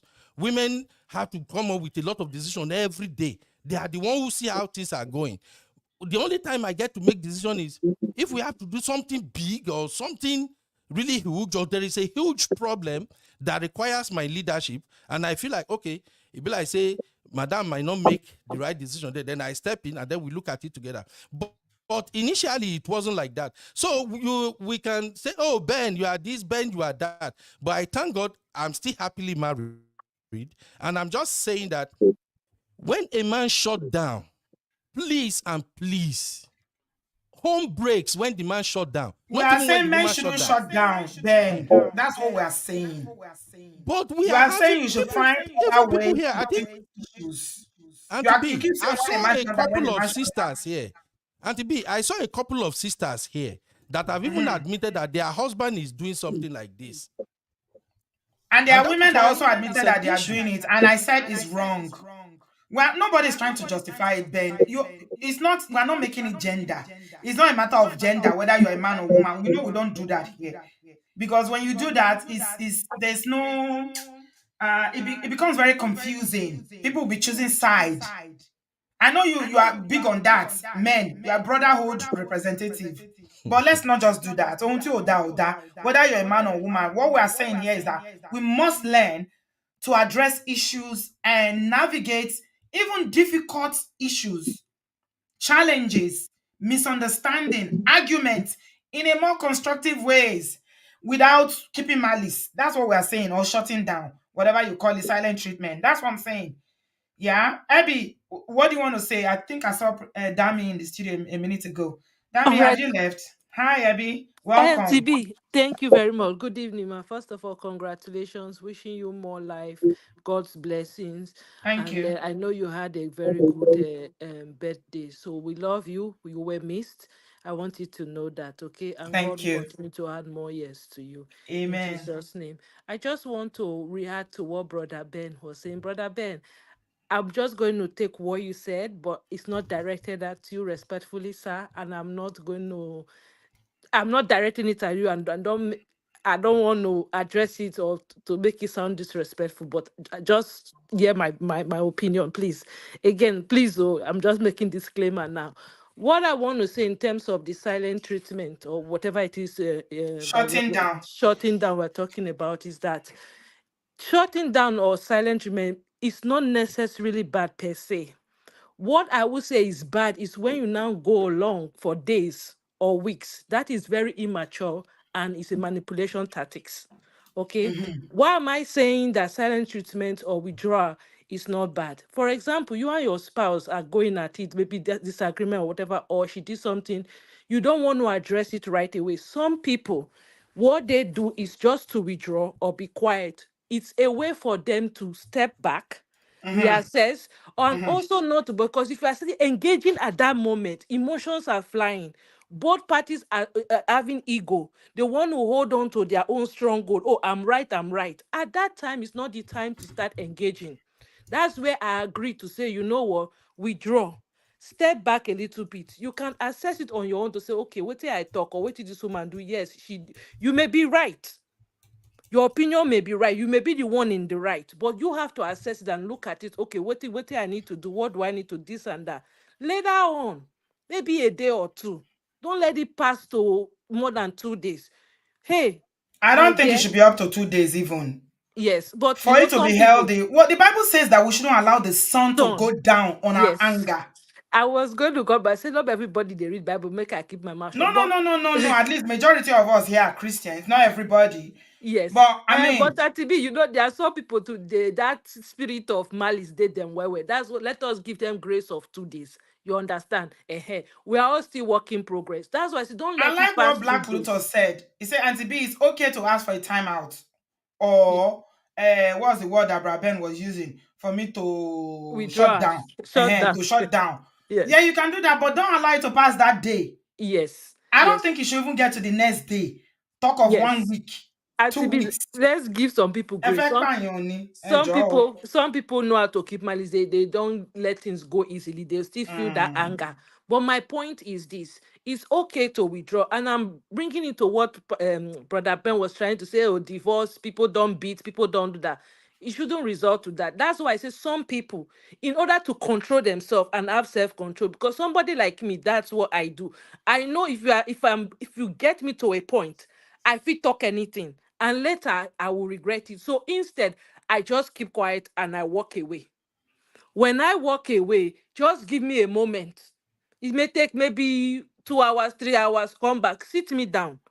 When you see that I'm in a happy mood, just call me, sit me down and say, okay, yeah, let us talk. This and this and this is what you said, and this is what you do.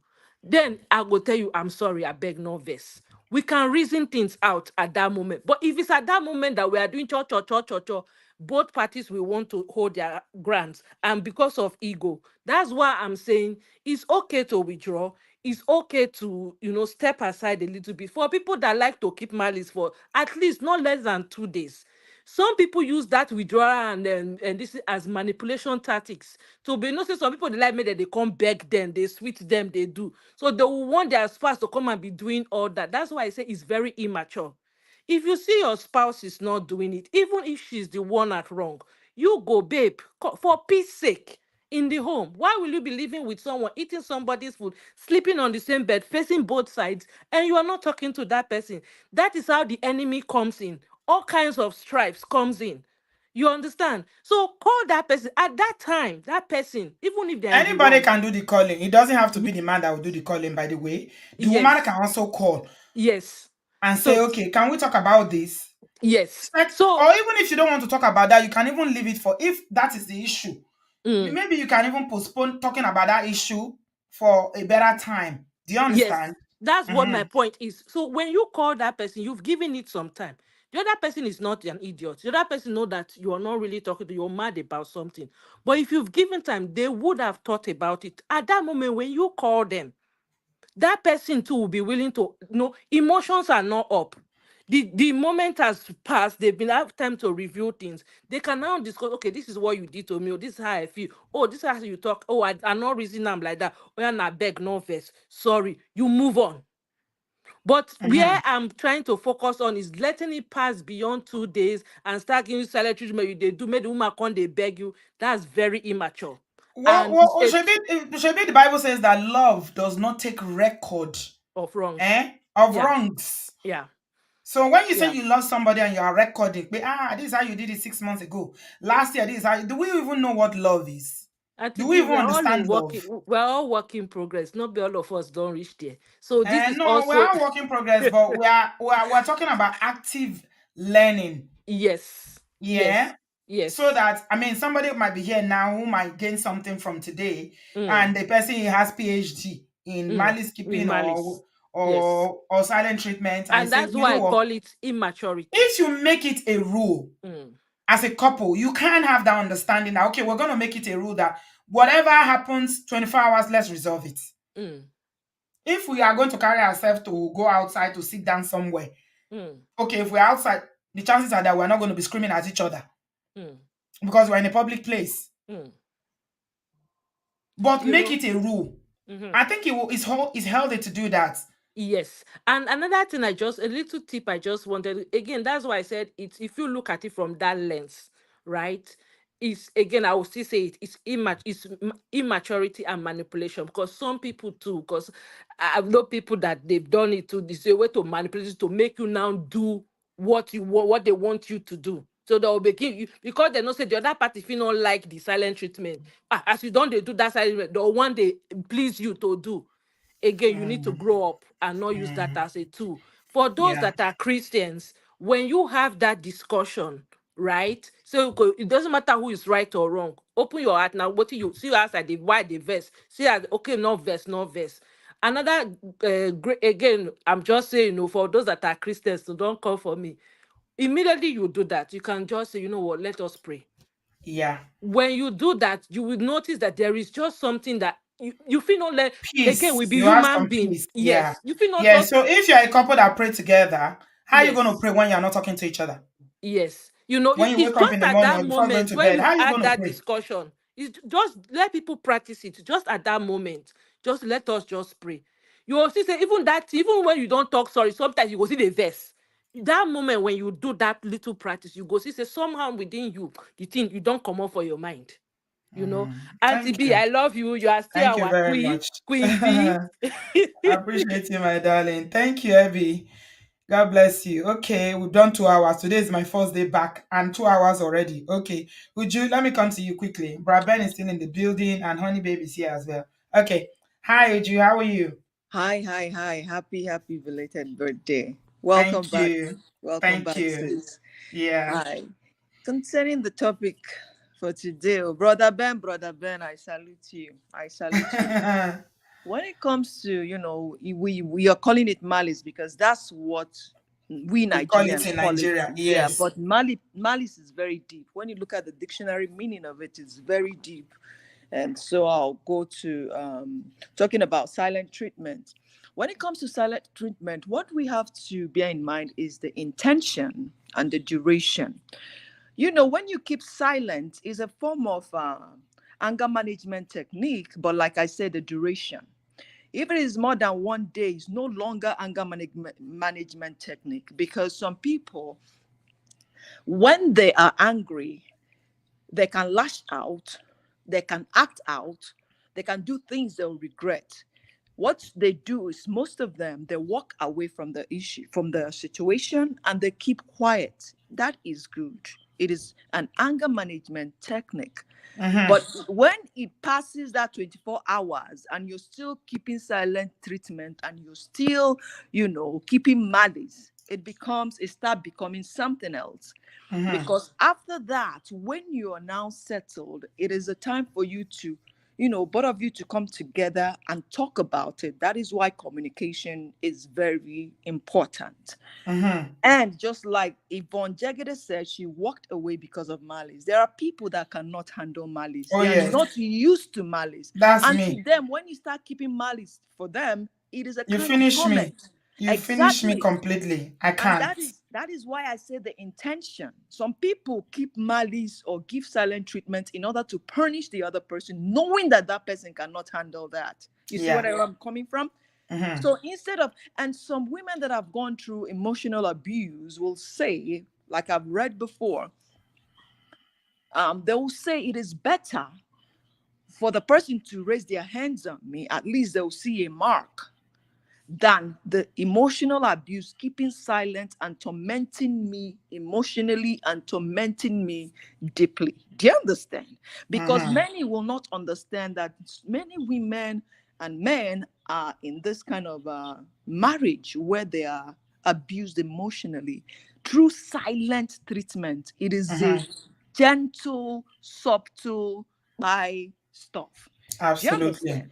Yeah. Because when the other person cannot handle it and you're using it as a tool to get her attention, to get her to agree to things We that nobody must find really healthier appreciates. ways to express our anger. Exactly. It becomes emotional abuse.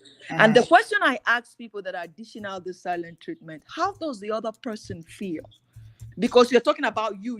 This is how I handle it. I can keep silent. How are you tormenting the other person? That is very important. I have a story. It's This almost lady, like something to teach somebody a lesson. Men do it, women do exactly. it. It's not right when anybody It is does it. not right at all. So this story, this guy used to keeping silent treatment, keeping malice, knowing that the wife cannot handle it, because each time the wife will go back and say, "I'm sorry, you forgive me. Okay, well, okay, I agree." You know, this lady took it to a point. At a time, she said, "You know what? I know I don't like keeping malice, but give me the strength to keep malice, God." This man started the silent treatment. She started to. She ignored him completely, totally. It was going for days. She didn't budge. It was going. She didn't budge. Now the man realized, now he cannot take what he's dishing out. And he started, trying to find a way to communicate with her. Since then, he has stopped it. So they know exactly what they are doing, especially to those that cannot handle it. So some women that cannot keep malice. How can you be in a house with somebody and the person will keep silent for days, for weeks? Why? That is torment. So to me, I think people should find a better way to resolve conflict. Absolutely. Thank Malice you. and silent treatment is not the way. I'm Thank just you. saying. All right, Yeah. guys. Thank you. Thank you so much, Tauju. We really appreciate you. Thanks for sharing your wisdom. Yeah. Well, it's funny how the word communication, we use it all the time. Anybody you ask, any a married couple or people in relationship you ask, they'll tell you, oh, the key to marriage is communication. Is communication. It sounds like a very vague word from another planet, communication. But this is the reality of communication. You use communication to manage conflicts, disagreements, But application of communication, it's not that easy. You can see, obviously. From the comment section, you can see a lot of people saying, I do it, I do it, I can do it, I can do it. Yeah. Somebody, I think Uju was making an example about how somebody said they prefer physical, somebody putting their hands on them more than emotion. No, none of them is tolerated or should be tolerated. None of it is allowed. Don't put your hands on anybody, and definitely you shouldn't abuse them emotionally. It's zero tolerance, please. One is not better than the other, and we have zero, zero, zero. Please, until that, I can't. I can't. Honey, babe, how are you? 2 hours gone. Okay, 3 minutes each. I gotta go. Hello, Auntie B. Can you hear me okay? Yes, my dear. Okay, I'm using my tablet, so yeah, I just wanted to check that everything is fine. I really missed you. I saw all the videos. Happy belated birthday. Hope you guys had a wonderful time. Thank you. Yeah, I've come in at the latter end of this conversation, so I've missed a lot of it. But I think the last caller said a lot of really good, fantastic points. It's really funny because a lot of the comments is typical of the way we understand communication. I mean, I'm not the, an expert, but we all need to, in any situation, need to deal with conflict resolution. And I think I've been guilty in many situations where in past relationships it's very easy to kind of use the silent treatment as a way to punish your partner or as a way to get what you want. And I've had to learn that you can't behave like that. There has to be a level of maturity. And if you say you're in a marriage or in a relationship, why would you want to punish your partner just to bend them to your will because you didn't win because you didn't win an argument? Now, I give you anything I say, I always apply it to myself. So many situations where even up to yesterday, I had an argument with my partner regarding our son. I was furious. But at the same time, an hour later, I still called him to discuss something completely different. So what I'm trying to say, you can be annoyed, you can be upset. You may not even agree with whatever you're arguing about, but you should be able to take a time out. And I didn't ignore my partner. We even, an hour later, he went out and I called him regarding a different situation. He picked up the phone and we were civil and we discussed it. In regards to the situation where we argued, we'll come back to that at a later date. I really like that. I really like it. I think I like that more, where you can just set that aside and carry on, and then you can visit it later when you have time to chew it over. Exactly, Auntie B. Now I've learned this being with my partner. I was very much of the old school, and many of what people were saying, where I was very guilty of using the kind of like, oh, I will punish him because I'm angry. I will not speak to him for 1 week, 1 month, whatever. But it's a learned behavior. And I think all of us, including myself, we need to unlearn that type of behavior. And you need to understand that you need to have maturity and you need to make a conscious effort to unlearn that behavior. And what I'm trying to say is that you can have misunderstanding. You can agree to disagree. I don't understand this emphasis where someone has to win an argument. You don't have to win the argument. You guys are in a relationship, you're married, you have children. Why would you seek pleasure and be saying to someone, I keep malice, so I didn't speak to my husband for 1 week? Are you normal? No. Who does that? This is someone that you are in a relationship with. You're sleeping in the same bed. You've had children with. I'm sorry, I don't sleep with my enemy. I don't know for anybody else. I can't sleep with my enemy, and I will not allow myself to think that way. So I just think it's a case of understanding that this type of behavior is wrong. You need to unlearn it, and you need to come to a place of being able to deal with conflict. There's always going to be issues in a relationship, but you have to deal with it in a mature manner. Yeah. Now, I'm talking about myself. I've had to learn this. So I always like to let people know I'm not Jesus. You know what I mean? I've had very bad habits and I'm still learning as a human being. But at least I'm in a place where I accept what I did and I chose to change. Okay. That's what I wanted to say, Auntie B. Thank you. All right, then. Take care, everybody. Have a good evening. All right, thanks, honey, babe. Why people complain about the ads? Why you people complain about the ads? Eh? You don't want me to get any coins. You guys watch the ad. You are not liking the video. We are here. My first day back. I've done 2 hours plus now. People are in the studio 500 plus. The likes is not even up to 200. And now Please, people are please complaining watch the about ad. ads. Oh. Watch the Eh? Auntie B just go blow money for Jamaica. After when I watch ads, you people are complaining. We don't have 200 likes. You are complaining about ads. You want to hear, you don't want to watch ads. Watch Joy Baba, watch it. Oh my God. Laura, hello, darling. Welcome. Hi, Auntie B. How are Welcome you? back. Thank you. Happy belated birthday. Thank you, darling.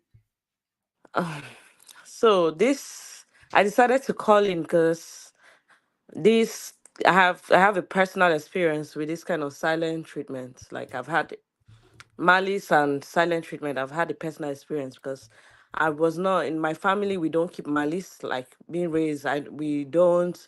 We can quarrel, disagree, and then we'll see us the next minute playing, gisting, laughing. My siblings. That's the way we were raised. So.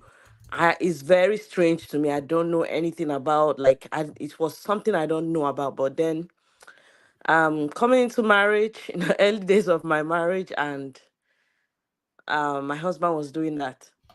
So at the beginning, okay, I don't want any issues. I couldn't deal with malice. I can't even stand it. So I would apologize for peace to reign. So I'll always go and apologize, even when I'm not wrong or when I'm not at fault. Because I just feel, oh, it's not about winning the argument. So Right. I'll go and apologize, and okay, everybody will come back. And then I just kept noticing that it kept getting worse. It was not effective. It was just only getting worse. It was just getting worse. And, stop you withdraw, not eating, not doing this. A lot of things was just going. So I just went and I told him that this is not okay. Yes. You One tell time them I'm how it like, makes you feel. and I told him, this is not okay. And I'm exhausted. I'm getting exhausted. I can't take it anymore. You know what? I'm going to call my parents and tell them that I don't want to get married to you anymore. I went straight up. Like, I've had enough. I can't deal with this. This is not okay. So I'm like, it's like we're going round the circle, round the circle. And I explained how I felt about it to him. And I told him that, see, to me, it's like I have to start tiptoeing around you because I don't know what I would do, and you withdraw and start giving that silent treatment.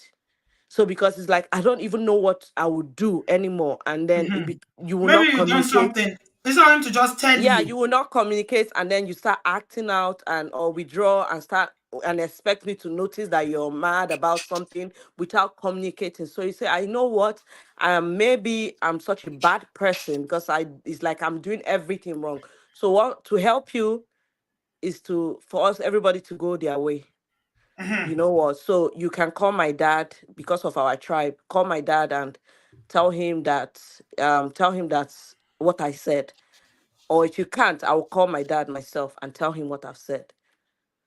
So that was like, for me, that was the beginning. And we had talked about it, and I realized, even from relating with his mom, I realized that was the way they used to handle things In where their he own was house. coming from. So it's like a learned behavior from his upbringing. So, and I told him, I can't deal with this. This is too much for me to handle. So Yeah. one time I remember, like the one caller mentioned, one time I remember, so this thing happened again. There was an incident and the silent treatment happened. And there was supposed to be a very crucial event that we're supposed to attend. Because of that, he was upset he didn't show up. So I was really mad because everybody was asking me, so I had to lie and make excuses. So I was really upset. So you know what I did? I'm like, okay, you know what? I'm gonna give you a taste of your own medicine too. So maybe you understand how it feels. So I just kind of planned and waited. There was just an issue, and I knew with the behavior pattern that he was going to start up the silent treatment with that incident, because it's just like maybe a minor disagreement. It was actually very minor disagreement. It got to minor disagreements, and so it was a minor disagreement, and I know he was going to do the silent treatment and usual and expect me to come and beg and make peace. So you know what happened was, like, I just buckled up and, like, you know what, whatever. You want to keep Malice, let's do it.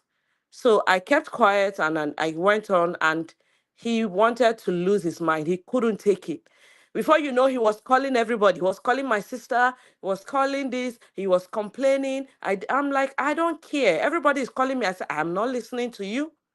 Everybody is calling me that is, you know what, is enough. I said, no, he has to enjoy that thing he has been feeding me for the longest time that I can remember. So let him understand how it feels to not communicate when people. So even me, I stopped cooking. I stopped doing anything I would do, because normally, even if he will withdraw things he used to do, but I will keep cooking, keep doing things I'm supposed to do for you. I will do everything. But you know what? I withdrew everything. In fact, even greeting, I will not greet.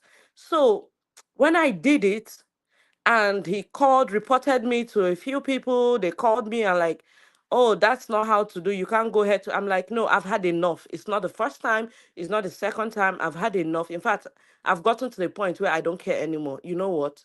So we had that after that conversation, and I told him, you know what, you have to go deal with that behavior. You need to go, if it's therapy, counseling, anything, you need to go deal with it, because I will not take it again. And I said, this is the last time. And that was how it ended.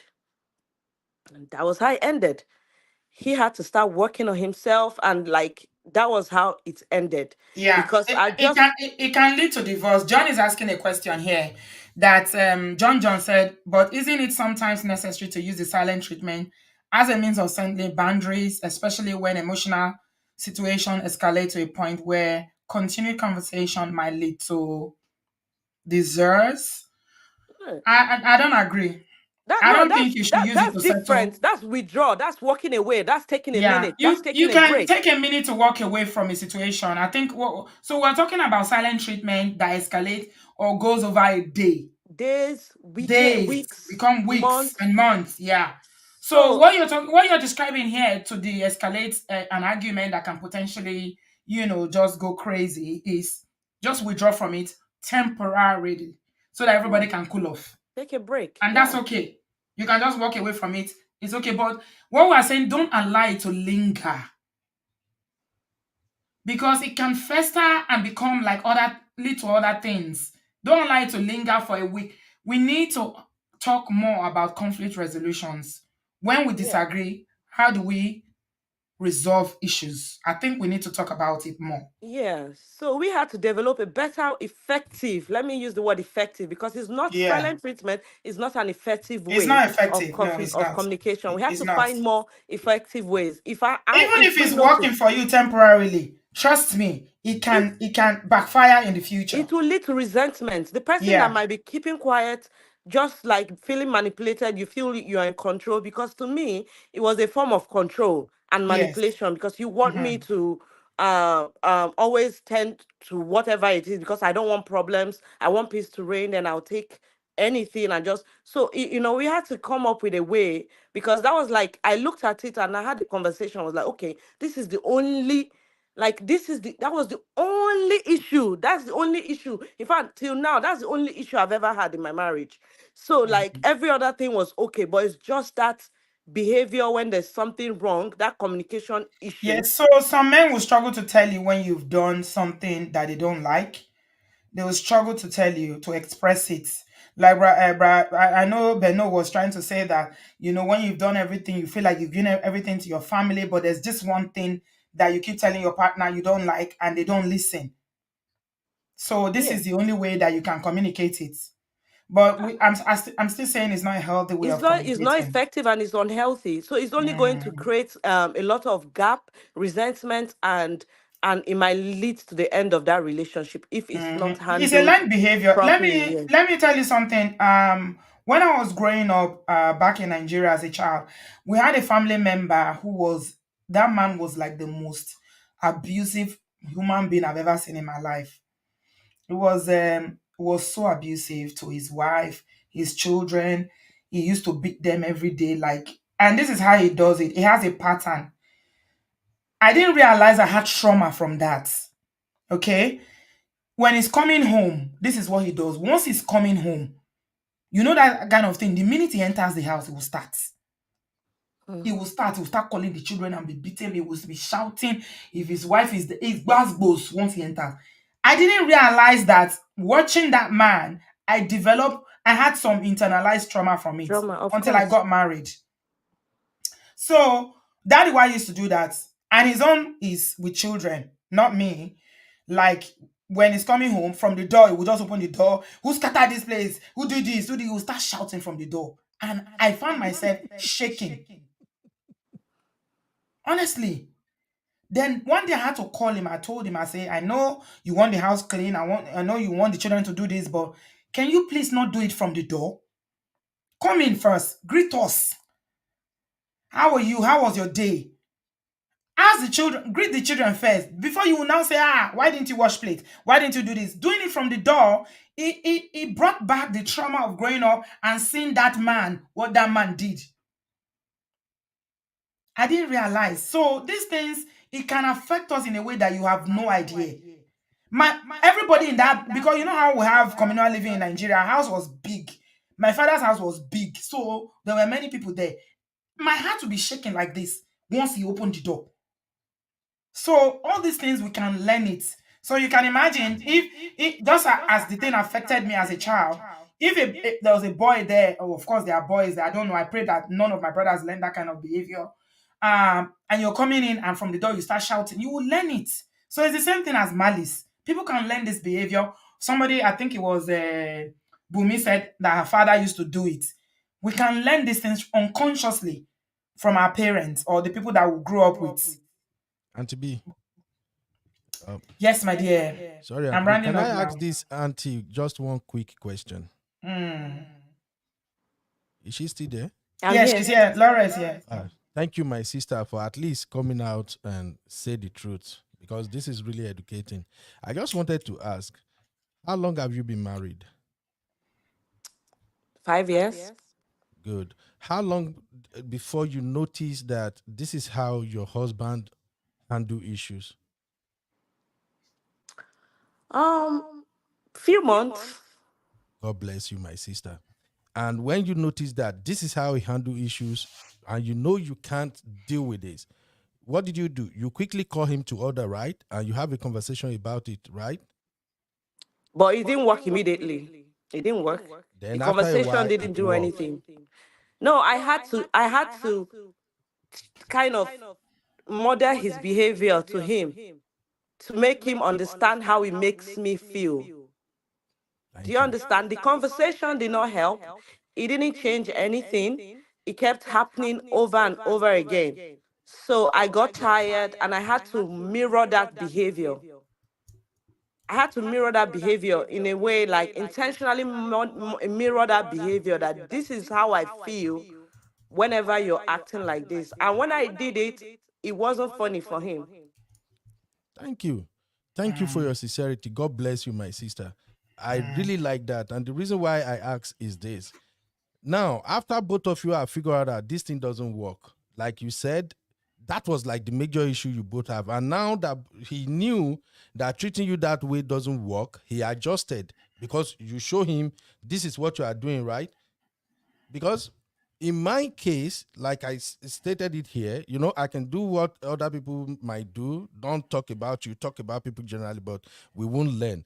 In my case, at the earlier stage of my marriage, I married a woman with, you know, she has been hustling by herself, doing so many things. She literally raised her younger one. She has been in control for a very tender age until she became a matured woman.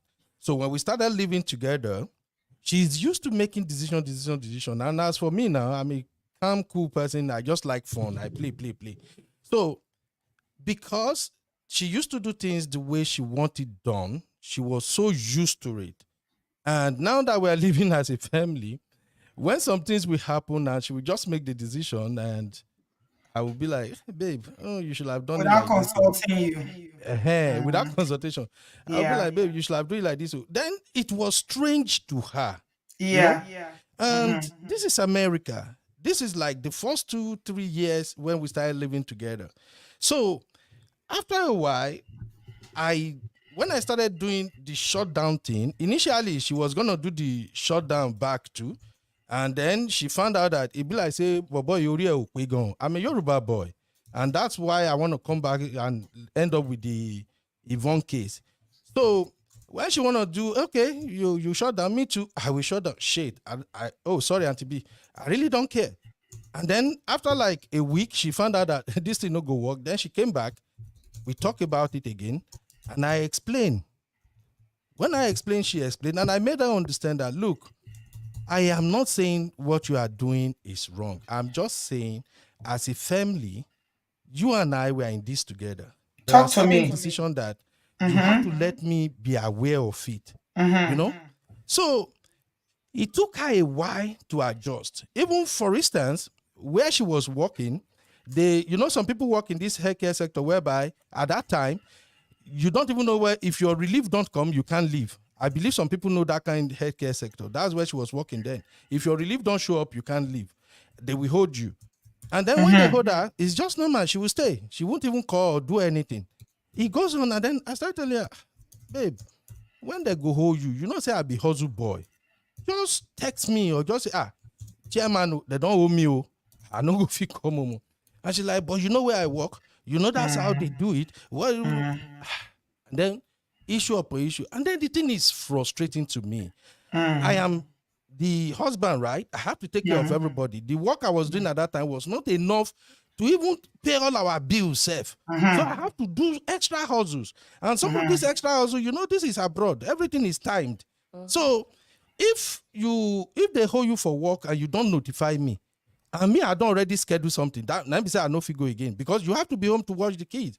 So it was so much. Then whenever I bring the issue, and it's always like, hey, they hold me at work. At least you know where I am. And she just didn't know how to communicate with you. Exactly. And I'll be like, all you have to do is just... it's not like you were asking for too much, but it seems like she was struggling because she's been independent for so long. Exactly. And that's why I'm emphasizing that know your partner.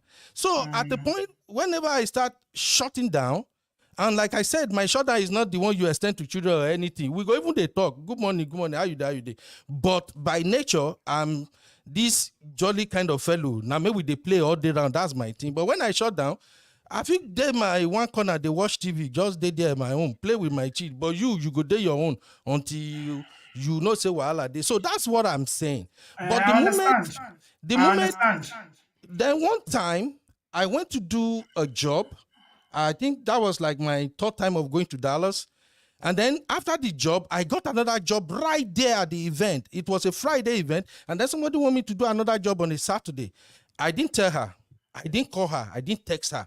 I just stayed back. And I didn't come home.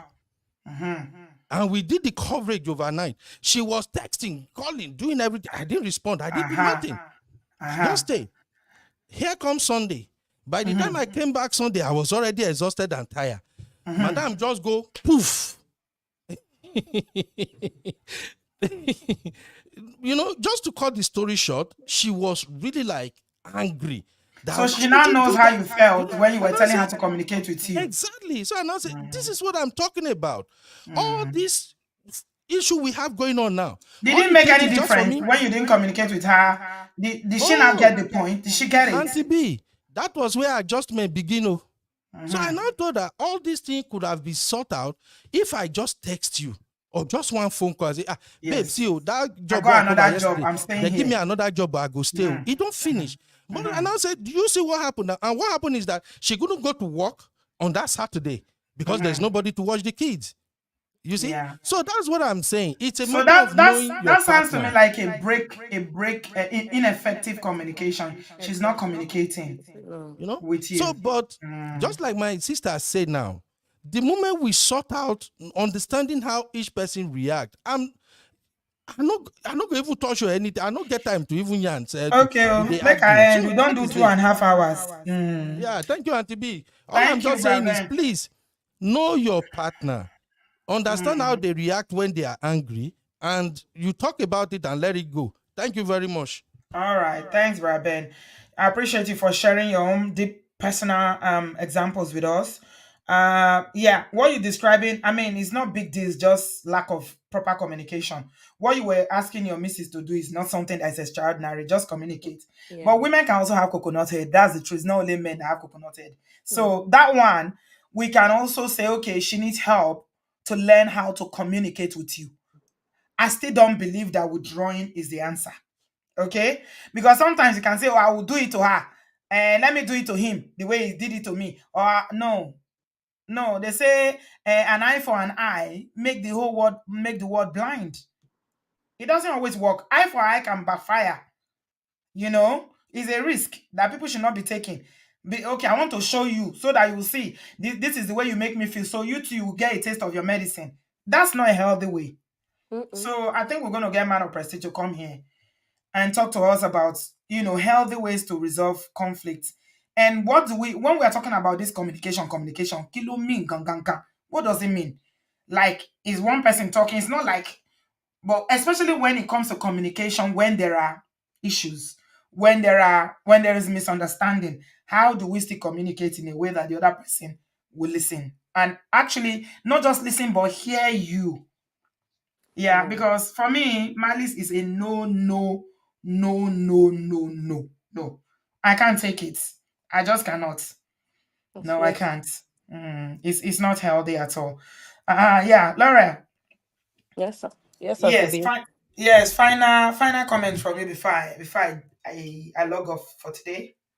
Okay. Also, like what I would say, finally, if you are, even though you're upset with your partner, and you know that if you address that issue at that time, it might lead to a confrontation or more issues. If you take those few hours, still doesn't mean you should maybe stop doing whatever you have to do for them, or even if you have to check up on them or do something if you have left the house, try to let the issue be the issue. Like, not let it be you and I against the problem, not like you're fighting each other. Because to me, Yeah. that was like the things I communicated to my husband. I said, this is what let it be about the issue, not about us as Yeah. as a person. And I think that way you would just, that silent treatment will not come in. Thank you so much. I'm glad you're able to resolve your own in a very good way. At Thank you. least no more silent treatment. So that's No, good. no. Mm. Everybody's now Everybody's able to talking. communicate. You're talking. Yes, you're Yes. able to communicate better. That's good. Yes. That's good. Well done. Thank you, my dear. Okay. Thanks, everybody. I think, and I mean, those of you who are just joining us, please give us a thumbs up. If you've not subscribed, please do so. We are back. If you don't take anything away from this show tonight, silent treatment is not good. You can withdraw, but let it be momentarily. Don't let it linger. Malice, no, no, no, no, no. No, don't do it. It doesn't work. We need to find the tools to be able to communicate more effectively. Thank you so much. For Yvonne, yeah, she married somebody that was keeping malice with her for weeks and she left. But she went and was yarning up at her, saying that she didn't see anything wrong with what Yul Edochie did. I'm glad she apologized, because that would have been a really, really bad look on her. So thank God she apologized and she had sense at the end. Don't undermine or underplay another person's pain if you've never, especially if you've never experienced it. Polygamy is not moi moi. Polygamy is not for everybody. As long as you're a human being, you got capacity to make your own choices. And if May says she doesn't want to do polygamy, we cannot be forcing her. All this thing is emotional, is blackmail to be saying somebody, oh, you must do, you must. No, Kunshi don't. I have a say. If I don't want to do, I don't want to do. That's it. So you carry on, do your own thing. So I don't think as women, especially, we should be, knocking her for not accepting the nonsense that you brought her way. And you hear that he's not taking care of his kids, right? Have you heard that? They say he's not paying their school fees. It's May that is supporting them financially. That's the kind of polygamies that we're looking for, Abi. Ọlọ́run ò ní jẹ́ ká má rí. Thank you very much. I'm back tomorrow, Sunday evening. We are going to be doing this topic, understanding consent. A man in the UK has been sent to jail prison. You know what he did? I'll tell you the story tomorrow. They said that he was knocking, doing kerewa, and remove condom halfway. When the thing don't enter in brain, when they sweet down, now he pull the condom come out. The story will shock you. So they sent him to jail for that. He was he's in prison as we speak. I'm going to give you all the details tomorrow. We need to understand what consent, because a lot, like we're saying, a lot of people are just going to jail. Ignorance is not ignorance is not something you take to court and say I didn't know. So what happened? Why did he go to jail for removing condom? We're going to look at it tomorrow. Thank you very much, and I shall see you tomorrow evening. If you have not subscribed, please do so. Give us a thumbs up. I'm very, very happy to be back. I love you guys, and I've missed you. And now we're going to do it back to back. Thank you, everyone. Have a nice evening. See you tomorrow night. Give us a thumbs up. Bye, guys.